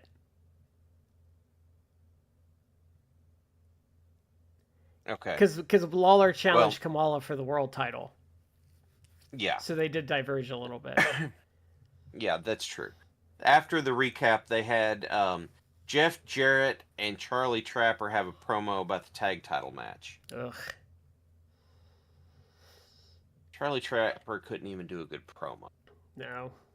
And it's just I think he said, like, I awful. wonder if I can get that belt around my waist. Like, shut the fuck up, dude. I don't care. Yeah, he had a comment where it's like, cause Jarrett, look, Jarrett tries a lot with this, but he's like, he cuts this promo and he's like, yeah, Charlie, that's what I've been telling you about. I told about this, like he basically wants to team up with Charlie Trapper to win the tag titles off of the Moondogs. And the thing is, like, he references that the Moondogs have had the belts for like months, and he references even like he actually name drops when he held the titles with Robert Fuller, and I was like, it made me do an eyebrow raise, and it's like, we are actually only like 4 months from like all that happening, and it seems like forever ago. Like, I know that we've been like leisurely with like reviewing this stuff, but it's like in the context of things, it's like that was 4 months ago in this, and it's like there's been so much like roster turnover. Well, it's because it's weekly So promotion, it seems like though. forever ago. They have to get you in the building every Monday, so it goes a lot quicker, and they have to keep you interested. So I think that's why it feels so much longer. Yeah, but it just feels like this angle just keeps going. I also wrote Kamala sighting. Kamala. Was he actually seen? And then we had a just... Dennis Corluzzo in. No, it was the thing about Kamala will be there facing Jerry Lawler. Oh. So we had a Lawler interview and then a Dennis Corluzzo interview. Yeah, I read my notes, like Dennis Corluzzo like shows up again. His audio was so bad, it took me out of it, and his promo wasn't good either. Yeah, didn't love that promo. I didn't even like it.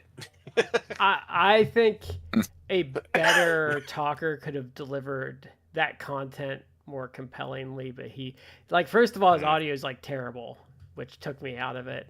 But they should have given him like a microphone for that.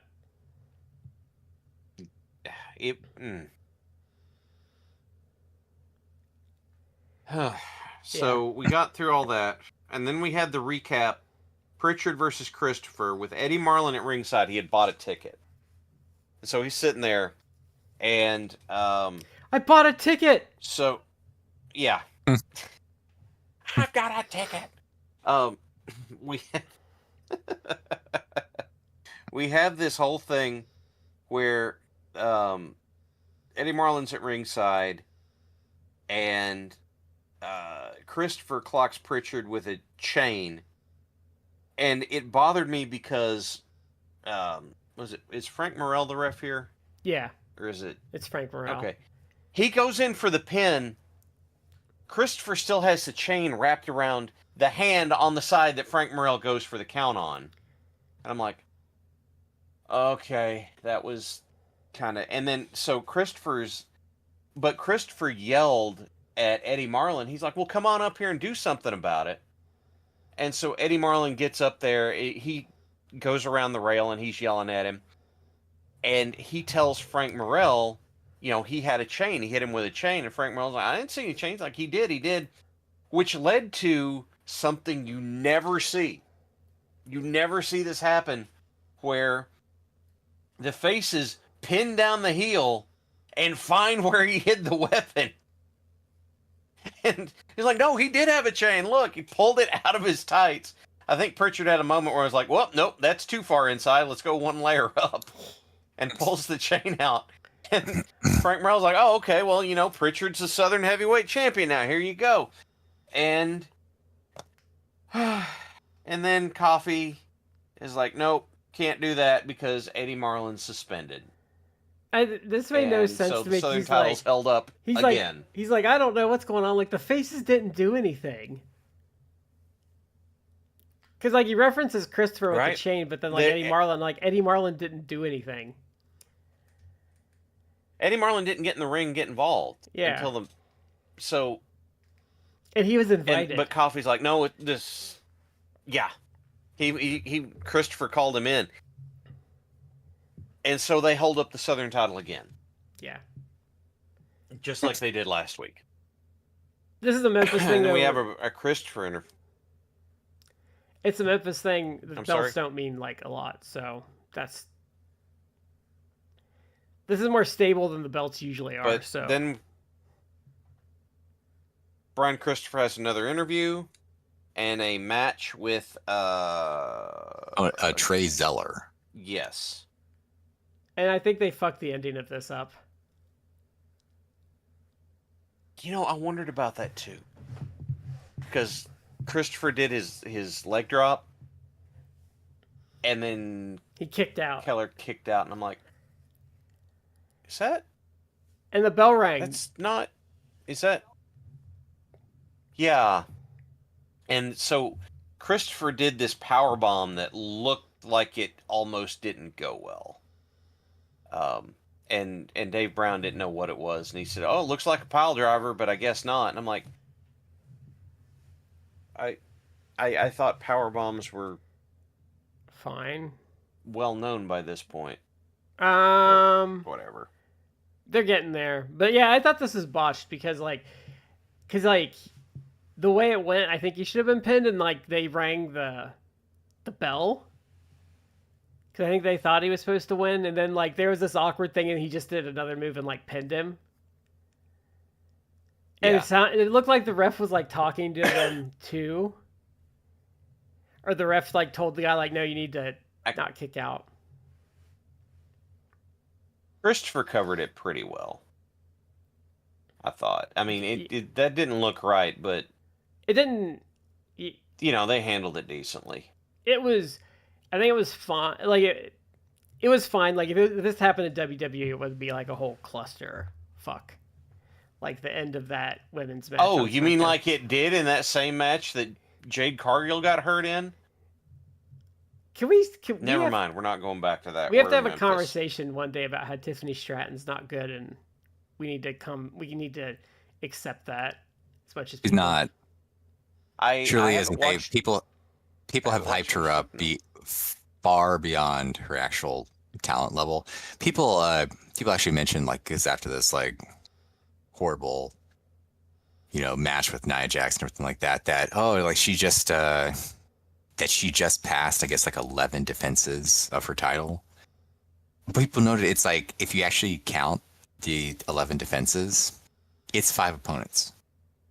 Because 8 of those 11 defenses was against like the two same opponents. So it's only like 3 other opponents that she's faced in one. So look, there's, especially if you watch like Japanese promotions, you can have guys like in a year, if they could hold the belt for a year and have like, X number of defenses.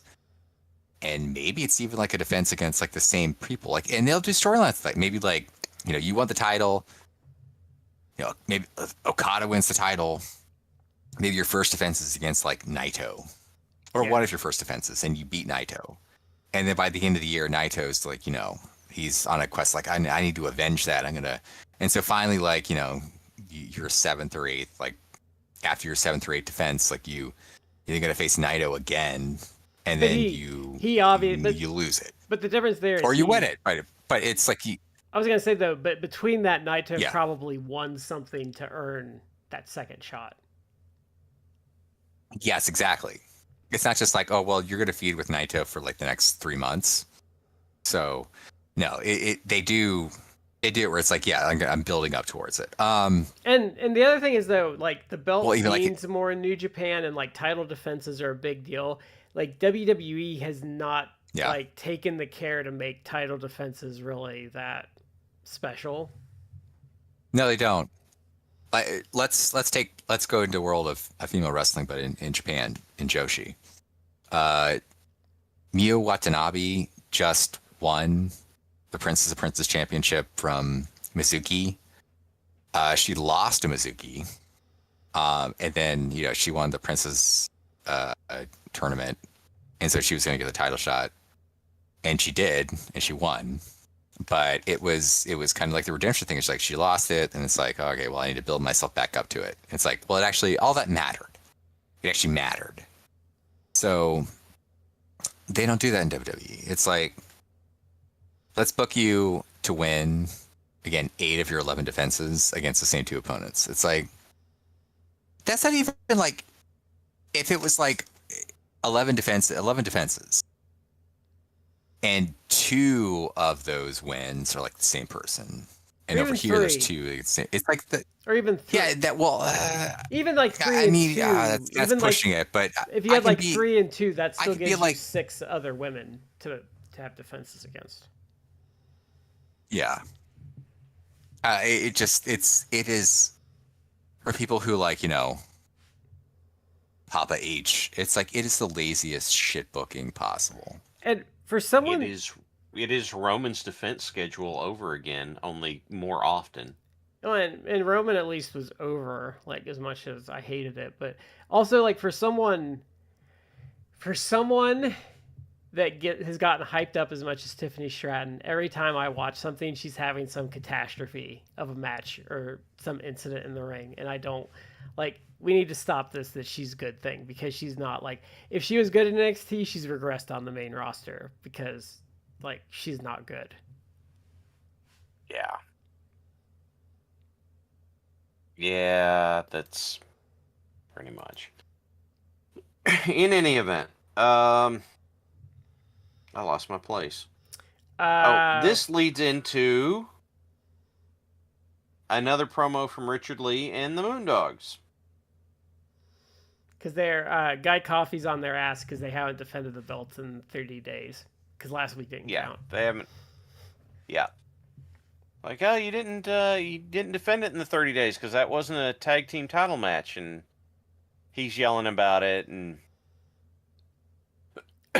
so on and so forth. And I'm like, I think Eddie Marlin got on their ass about this too. Like, I think this has been like kind of an on and off, like, detail point with running them. thing for them. Yeah, which is smart. If you're a heel, you should abuse the 30-day rule. Oh yeah, it's try and weasel it and all that sort of good stuff. But it's a gimmick that should come back, I think. I guess it depends on how much you want to use how often you want some titles defended or anything like that. But okay, so we have that whole thing, and then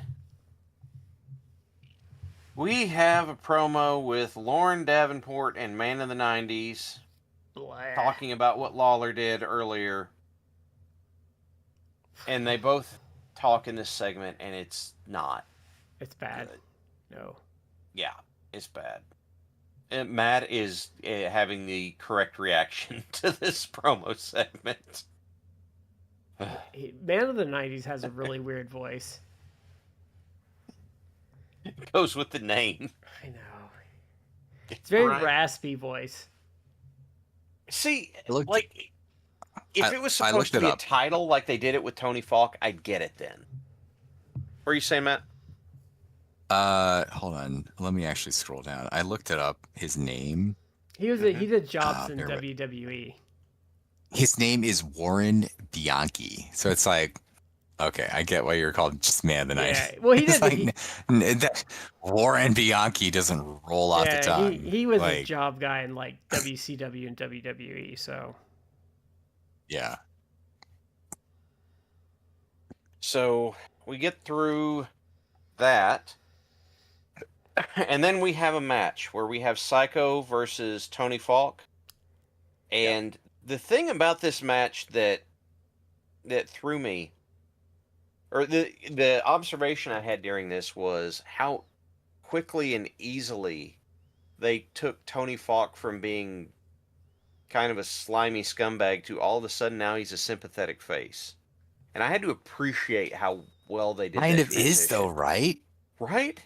And I kind of bought into it. I'm like, right? Oh, man, I'm kind of like, I've turned the corner on Tony Falk. I kind of rooting for Tony Falk over here. His tights still suck. Oh yeah. But I'm pulling for him now.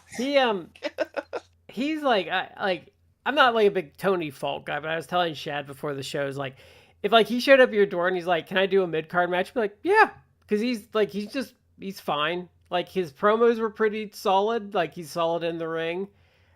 He's just like a solid carpenter kind of guy. Yeah, he is exactly like what this company with the small roster needed. It's like he's a guy who had experience because he actually at this point had been around for like a decade or a long time. Like he was a vet at this point, and he wasn't a vet that you would see now, or like where it's like I do a couple matches on the weekend. Yeah. So maybe they have 50 matches under their belt in in a year, which I mean that's not terrible at all, but given like the context of this, this is still kind of like if you started the territory days, if you did 50 matches a year in like the 80s, it's like you're nobody. Actually, basically, that's more like I did 200 matches a year. Well, there was a Scott Steiner shoot with Ron Simmons, and he's talking about when he started out, and he's like, well, I always wanted to team with Rick, but it's like I sucked. And Rick was like way ahead of me. He's like, so I went to Memphis, and he's like, because he's like, Memphis didn't pay you shit, but you got to work every night. So he's like, so I went there for like 6 months, and I got real good real quick because I got to work every night. Mm-hmm. Like, I get it. I think there was a joke, Jarrett went to the guys in the locker room and like, now listen, I know some of you guys, there's steroids going around. Some of you guys want to be on gear and that sort of stuff. And someone looked at him and said, Jerry, you don't pay us enough to be on food.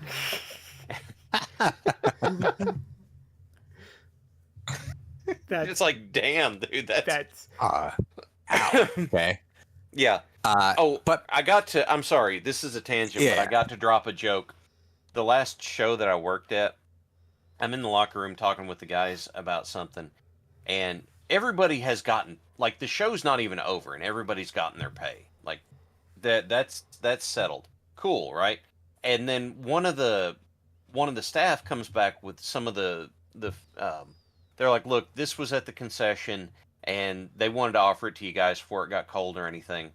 And it was a tray of hot dogs. And they're like, just take however many you want. Like, you already got paid. And I looked at it, and I picked one up. I go, do I still get the handshake? And apparently I ingratiated myself with a bunch of people with that show. Now, if you're working at Gabe Sapolsky show, you have to main event to get condiments on that hot dog. Condiments are for closers, Shad. It can't be that fistful of ketchup the package mustard you got out down. of McDonald's. It's like no, bitch, that relish is for the world champion. You can have some of these onions that I scooped up off the floor. Shad, no, this isn't the WWE. You don't get onions. Shad, I bought this like it's an actual shirt that is out there. I like wearing wrestling themed shirts for the show. I'll have to wear it next time. It is it's one that's maybe you've seen it. It's inspired. It's hot dog and a handshake. Like t-shirt. I'll wear it next time. And the tagline it's not written on the shirt, but when it was sold, like the tagline from the person who's selling it was like, the house was a little light, brother. And it's like, again, it's like someone reaching out for a handshake, and it's supposed to be the promoter with a hot dog in their hand giving it as payment. And again, the tagline is like, the house was a little light, brother, signed promoter / world champion. Like, that is perfect encapsulation of indie wrestling. Who was that? Like, a promoter / champion. Like, of course you're the champion. Which is why I pointed out we had already gotten paid. Yeah. Who was that like totally lit up Gabe Sapolsky over the summer? It was like, I've never seen someone continually fail upwards like Gabe. Was it Joey Janela? Like, it could have been. I don't think it was like it was someone, but I was just like, true, especially since like he tanked the WWE ID thing completely. Oh, you hear no one talking about that anymore. Well, because like I will say, I thought it was a good idea. I still think it's a good idea. Get your NXT people on indie shows, get them some experience outside of your training, get them rounded out. I think that is a good idea. But as soon as they put Gabe in charge, I was like, oh, you're not serious. So I mean, I think I personally, maybe it's conspiracy thinking, but I think that it was created to screw over AEW. So It it's like was. AEW can't cherry pick from the indie scene.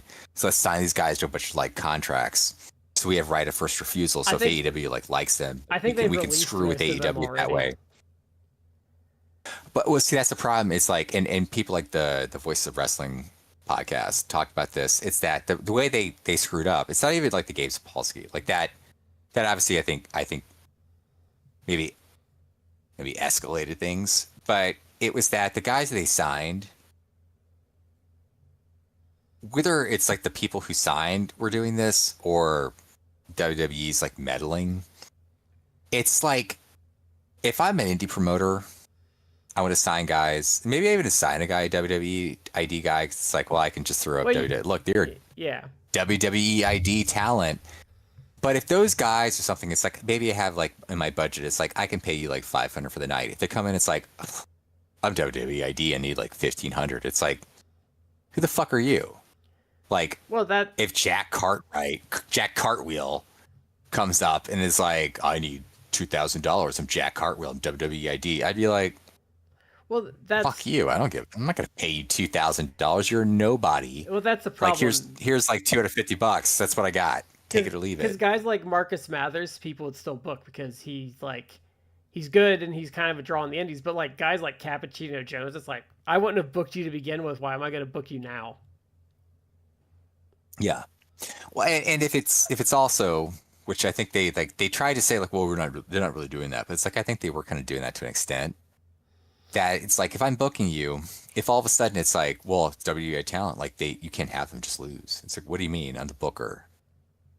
I get to decide what I'm going to do with my show.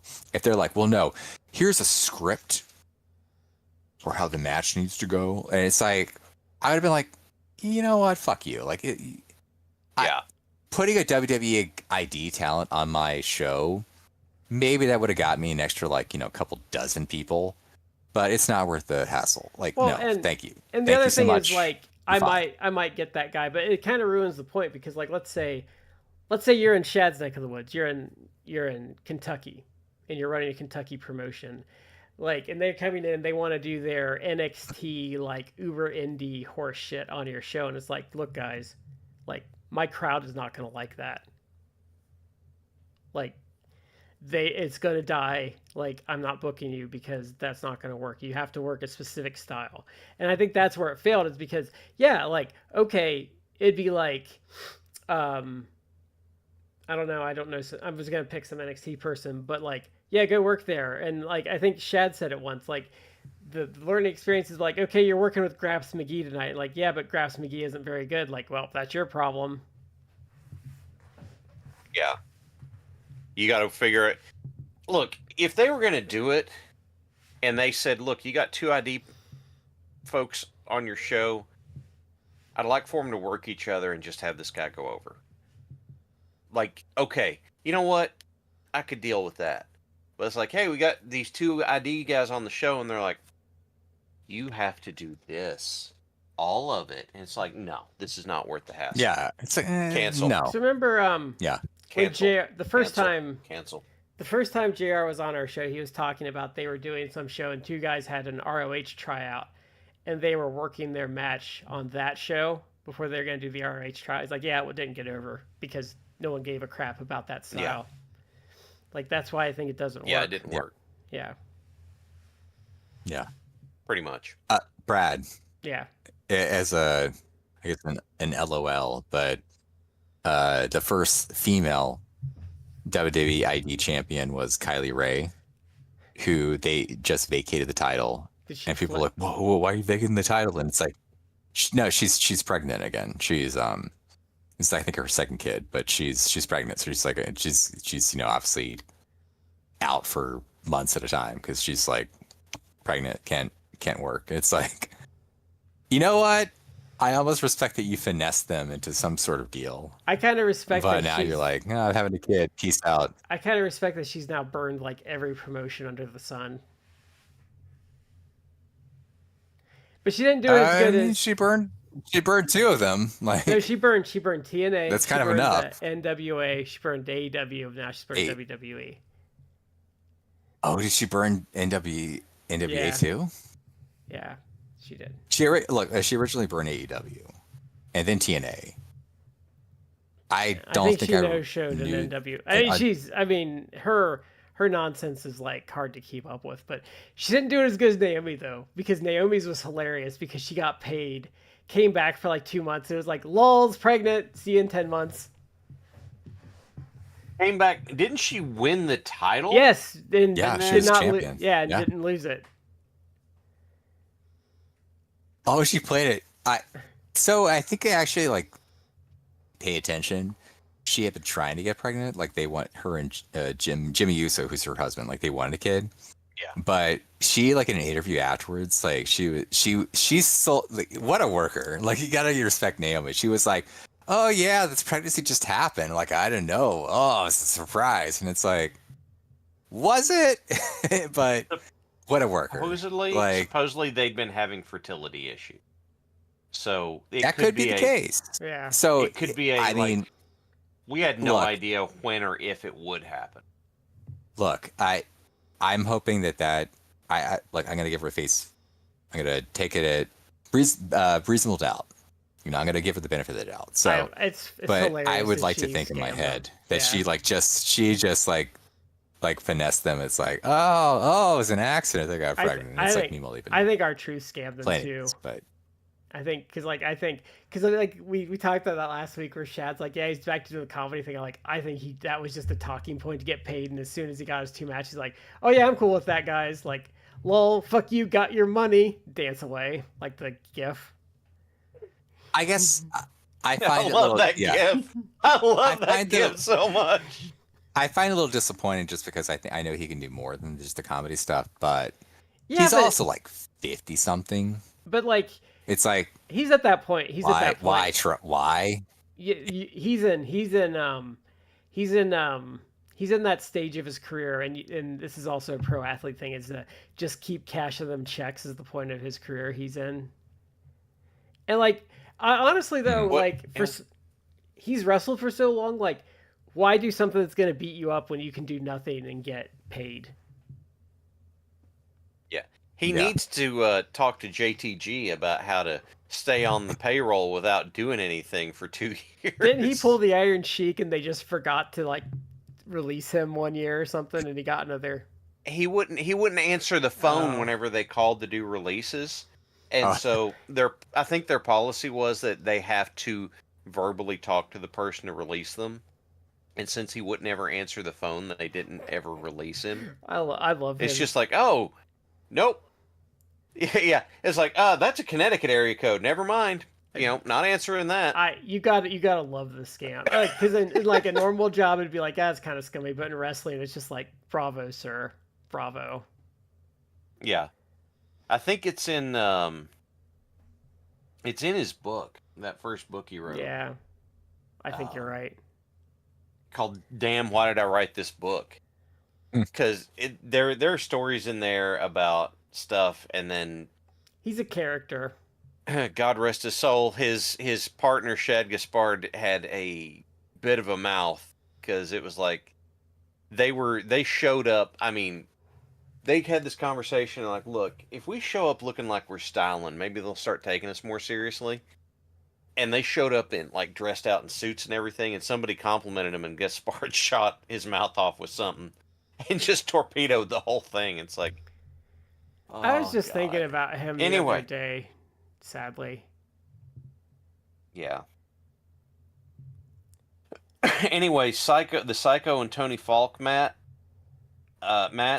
was basically a non-match with a non-finish. I was a little mad at that because I wanted to see them. I wanted to see them actually work a match because I wanted to see like what Psycho actually had, and like the little bit they worked, I was kind of like, oh, this isn't this like that's what I think what made me mad is like the little bit they worked. I was like, this isn't bad. It wasn't, but it wasn't going anywhere really. But they knew there was going to be run-ins, so why bother? I know. You had run-ins. You had. I mean, Nurse Cratchit's there. Everybody shows up, and then there's a save with the Dirty White Boy and Dirty White Girl Yeah. showing up and running everybody And off. like I instantly perk up when like the Dirty White Boy runs out for these things because he just And he cuts this fun promo because he starts talking how he's going to have a match with Psycho and a match with the Man of the Night, and he's going to have a loser leaves town with both of them. And he says, "I'll take you one after the other. Man, the 90s, if you decide you want to have it right after I get done with Psycho, we can do that. If you want to wait a week, we can do it." And I'm just like, that dude's showing some balls out there saying that, you know? You know what I love? My favorite Dirty White Boy promo is the one we watched on the Bluegrass Brawl where they're in someone's backyard, they're saying it's Central Park, and he's got the big ass gun, and they're doing the chain match, and he's like breaking these beer bottles because Tracy Smothers is a drunk, and he's got a big melon head, so he's breaking a melon and then like a thing of flour because like Tracy Smothers is like a pasty white boy. That guy went, and Ron Wright giving him his like chain, like his hollowed chain, and it's in a Walmart bag. you mean like one of these? Yeah. I went and found my chain. So, anyway, we have that. Dirty White Boy cuts a great promo. Then we have a Tony Falk promo, which, Again, pretty solid. yep, I don't remember the content on it, but I know the It kind delivery of was it's good. kind of like a rehash of last week, but Yeah, and then we had basically the same recap as last week with the the battery acid. Embry. Yeah. We had that happen again. Because I don't know, maybe they thought people tuned out last week after that segment went on so long. I think they're just hammering it to kill some time too. And then we had something interesting happen. We saw a new tag team show up, Which we've seen before. taking on TD Steele and Not on this show. Frazier. No, we saw them in the UWF. Because one of them Yes. teamed up with Warlord. It's the Power Twins. Larry and David. Power Twins. And I'm like, if you're going to be the Power Twins, maybe you need different names than Larry and David. Yeah. But they had what I thought was a pretty solid, power team match debut kind of thing. My takeaway from them was like, oh, these are professional wrestlers. And I don't mean that in a bad way. I did like that. I didn't think they were particularly good, but They it were was fine. Yeah. And I did. I thought it served its purpose. Like it did what it was supposed to do. Where it's two big power guys, and they just were going to have essentially a squash match against two jobbers. And it's like I thought it was effective. Their offense looked I like fine. I like the promo they cut afterwards. The thing that bothered me about it, and this is a very meta thing, but the thing that bothered me about it, it's like you've established one match, like you kind of have logistically, from a conceptual standpoint, established like, oh yeah, there's two big bruiser dudes, big bruiser tag team. But the thing is, like, you've had the Moondogs hold the belts now for like months, and it seems to be very much like the Moondogs versus Lawler Jarrett for weeks now.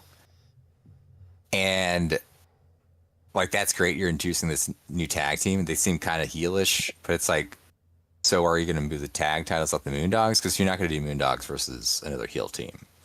So I know it's like probably early to be like, they're debuting them, and so it's kind of maybe unfair to be like, well, what are you going to do with this tag team? But it's also like, yeah, it's like, oh, you're going to have a cool new like heel bruiser, badass tag team. Are you gonna move on from the Moondog stuff? Because you gotta push a team like that, then it's like that's what you should do. Like, make them actually a focal point, make the tag division beyond just the Moondogs. But maybe that's a a weird quibble but it took me out. It was like, yeah, this team seems cool, but like I don't see them taking the tag title. So what's the point? Well, I mean, I think that's a perfectly valid criticism because Yeah. you're bringing in something you kind of already have. I know they've been Except trying. these guys have New York accents. Yeah, well, I mean, Yeah. the thing is though, they've been trying to freshen things up on the bottom, and they've just struck out over and over again. So it was nice to see like competent wrestlers come in and be like, okay, I think these guys might actually last more than a week. Yeah, the Fat Boys tag team lasted like 1 week. No, one guy And they kept one of them like one guy came they kept back one of them like the second week. Yeah. Yeah, he came back like the second the one week. that was okay, And they came had him back. in an impromptu tag match, which I actually felt like he wasn't bad in that tag match, but No. And like the what were they called? The two like weird like painted up guys, then the one that busted Spot's face up. oh my god, yeah, what were they called? Star Blasters? Yeah, something like that. They were terrible. They're terrible. Completely memory hold that whole thing.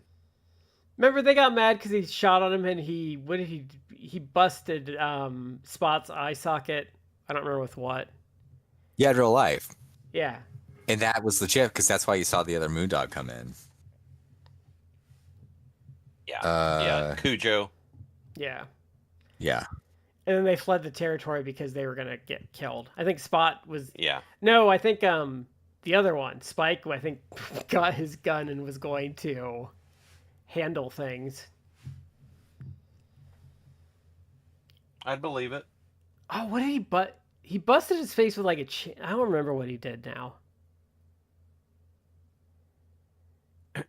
I don't remember. We read but- it on air, so we could go back. Right. I just don't remember it. That's the thing. They're very green. And I mean Yeah. like physically green, I think. They're bad. The note I had the note that I wrote down for the Power Twins were they were solid but not super remarkable. But they also looked like they belonged there. Yeah. So, that goes. And then they had a promo afterwards, and It was okay. It wasn't great. it was very New York promo. Because, watching the match, you're like, are these guys faces or heels? Because they don't really do any heelish stuff. I think one of you guys pointed that out. And then they have their promo, and I'm like, oh. I figured they were heels Okay. because they were beating up poor TD Steele. Their finisher like, was cool though. I did like their finisher, that torture rack into like the elbow drop from the other guy. I thought that was cool.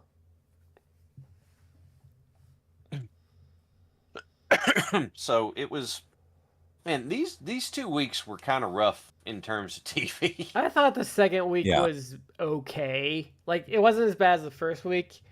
It was an easier watch, but like that Jerry Lawler call segment was just god awful. It went way too long. It was ponderous. Yeah. Yeah. Because the second week wasn't spectacular, but it didn't have that to drag it down. So I was like, okay, well, this is okay. Yeah. I think they're kind of So- just spinning their wheels a bit because they're trying to get to June when all the kiddies are going to be out of school and they can get some better attendance numbers. So I think they're saving up some of like their big guns. Well, I'm a little bit annoyed that they made us sit through Charlie Trapper in order to get there. I pray to God he's not on the next episode because he sucks. Like I don't immediately think get he- upset if he's on my screen. I don't think he is, despite the fact that they are setting up the Jarrett Charlie Trapper Moondog tag match for the big Monday show. Like I don't think he's on USWA TV going forward. I think I'm hoping they injure him or something, like, and just write him off. And he's on week 3. Guys that show up that can't work don't tend to stay around very long. So Not more than a month, think- and he's on week 3. yeah, so I think we might be okay. He's Fingers real crossed. bad. He's so bad. He's just look. There have been plenty of wrestlers that have been, frankly, big old fat dudes, and it's worked. That's not the thing about it. It's just that this guy Doesn't know what he's doing. I don't have a redeeming quality about this guy. No. That I just don't. And he's not like, the other problem is like there's like athletic wrestler fat, and then there is what he is, which is just fat. He does.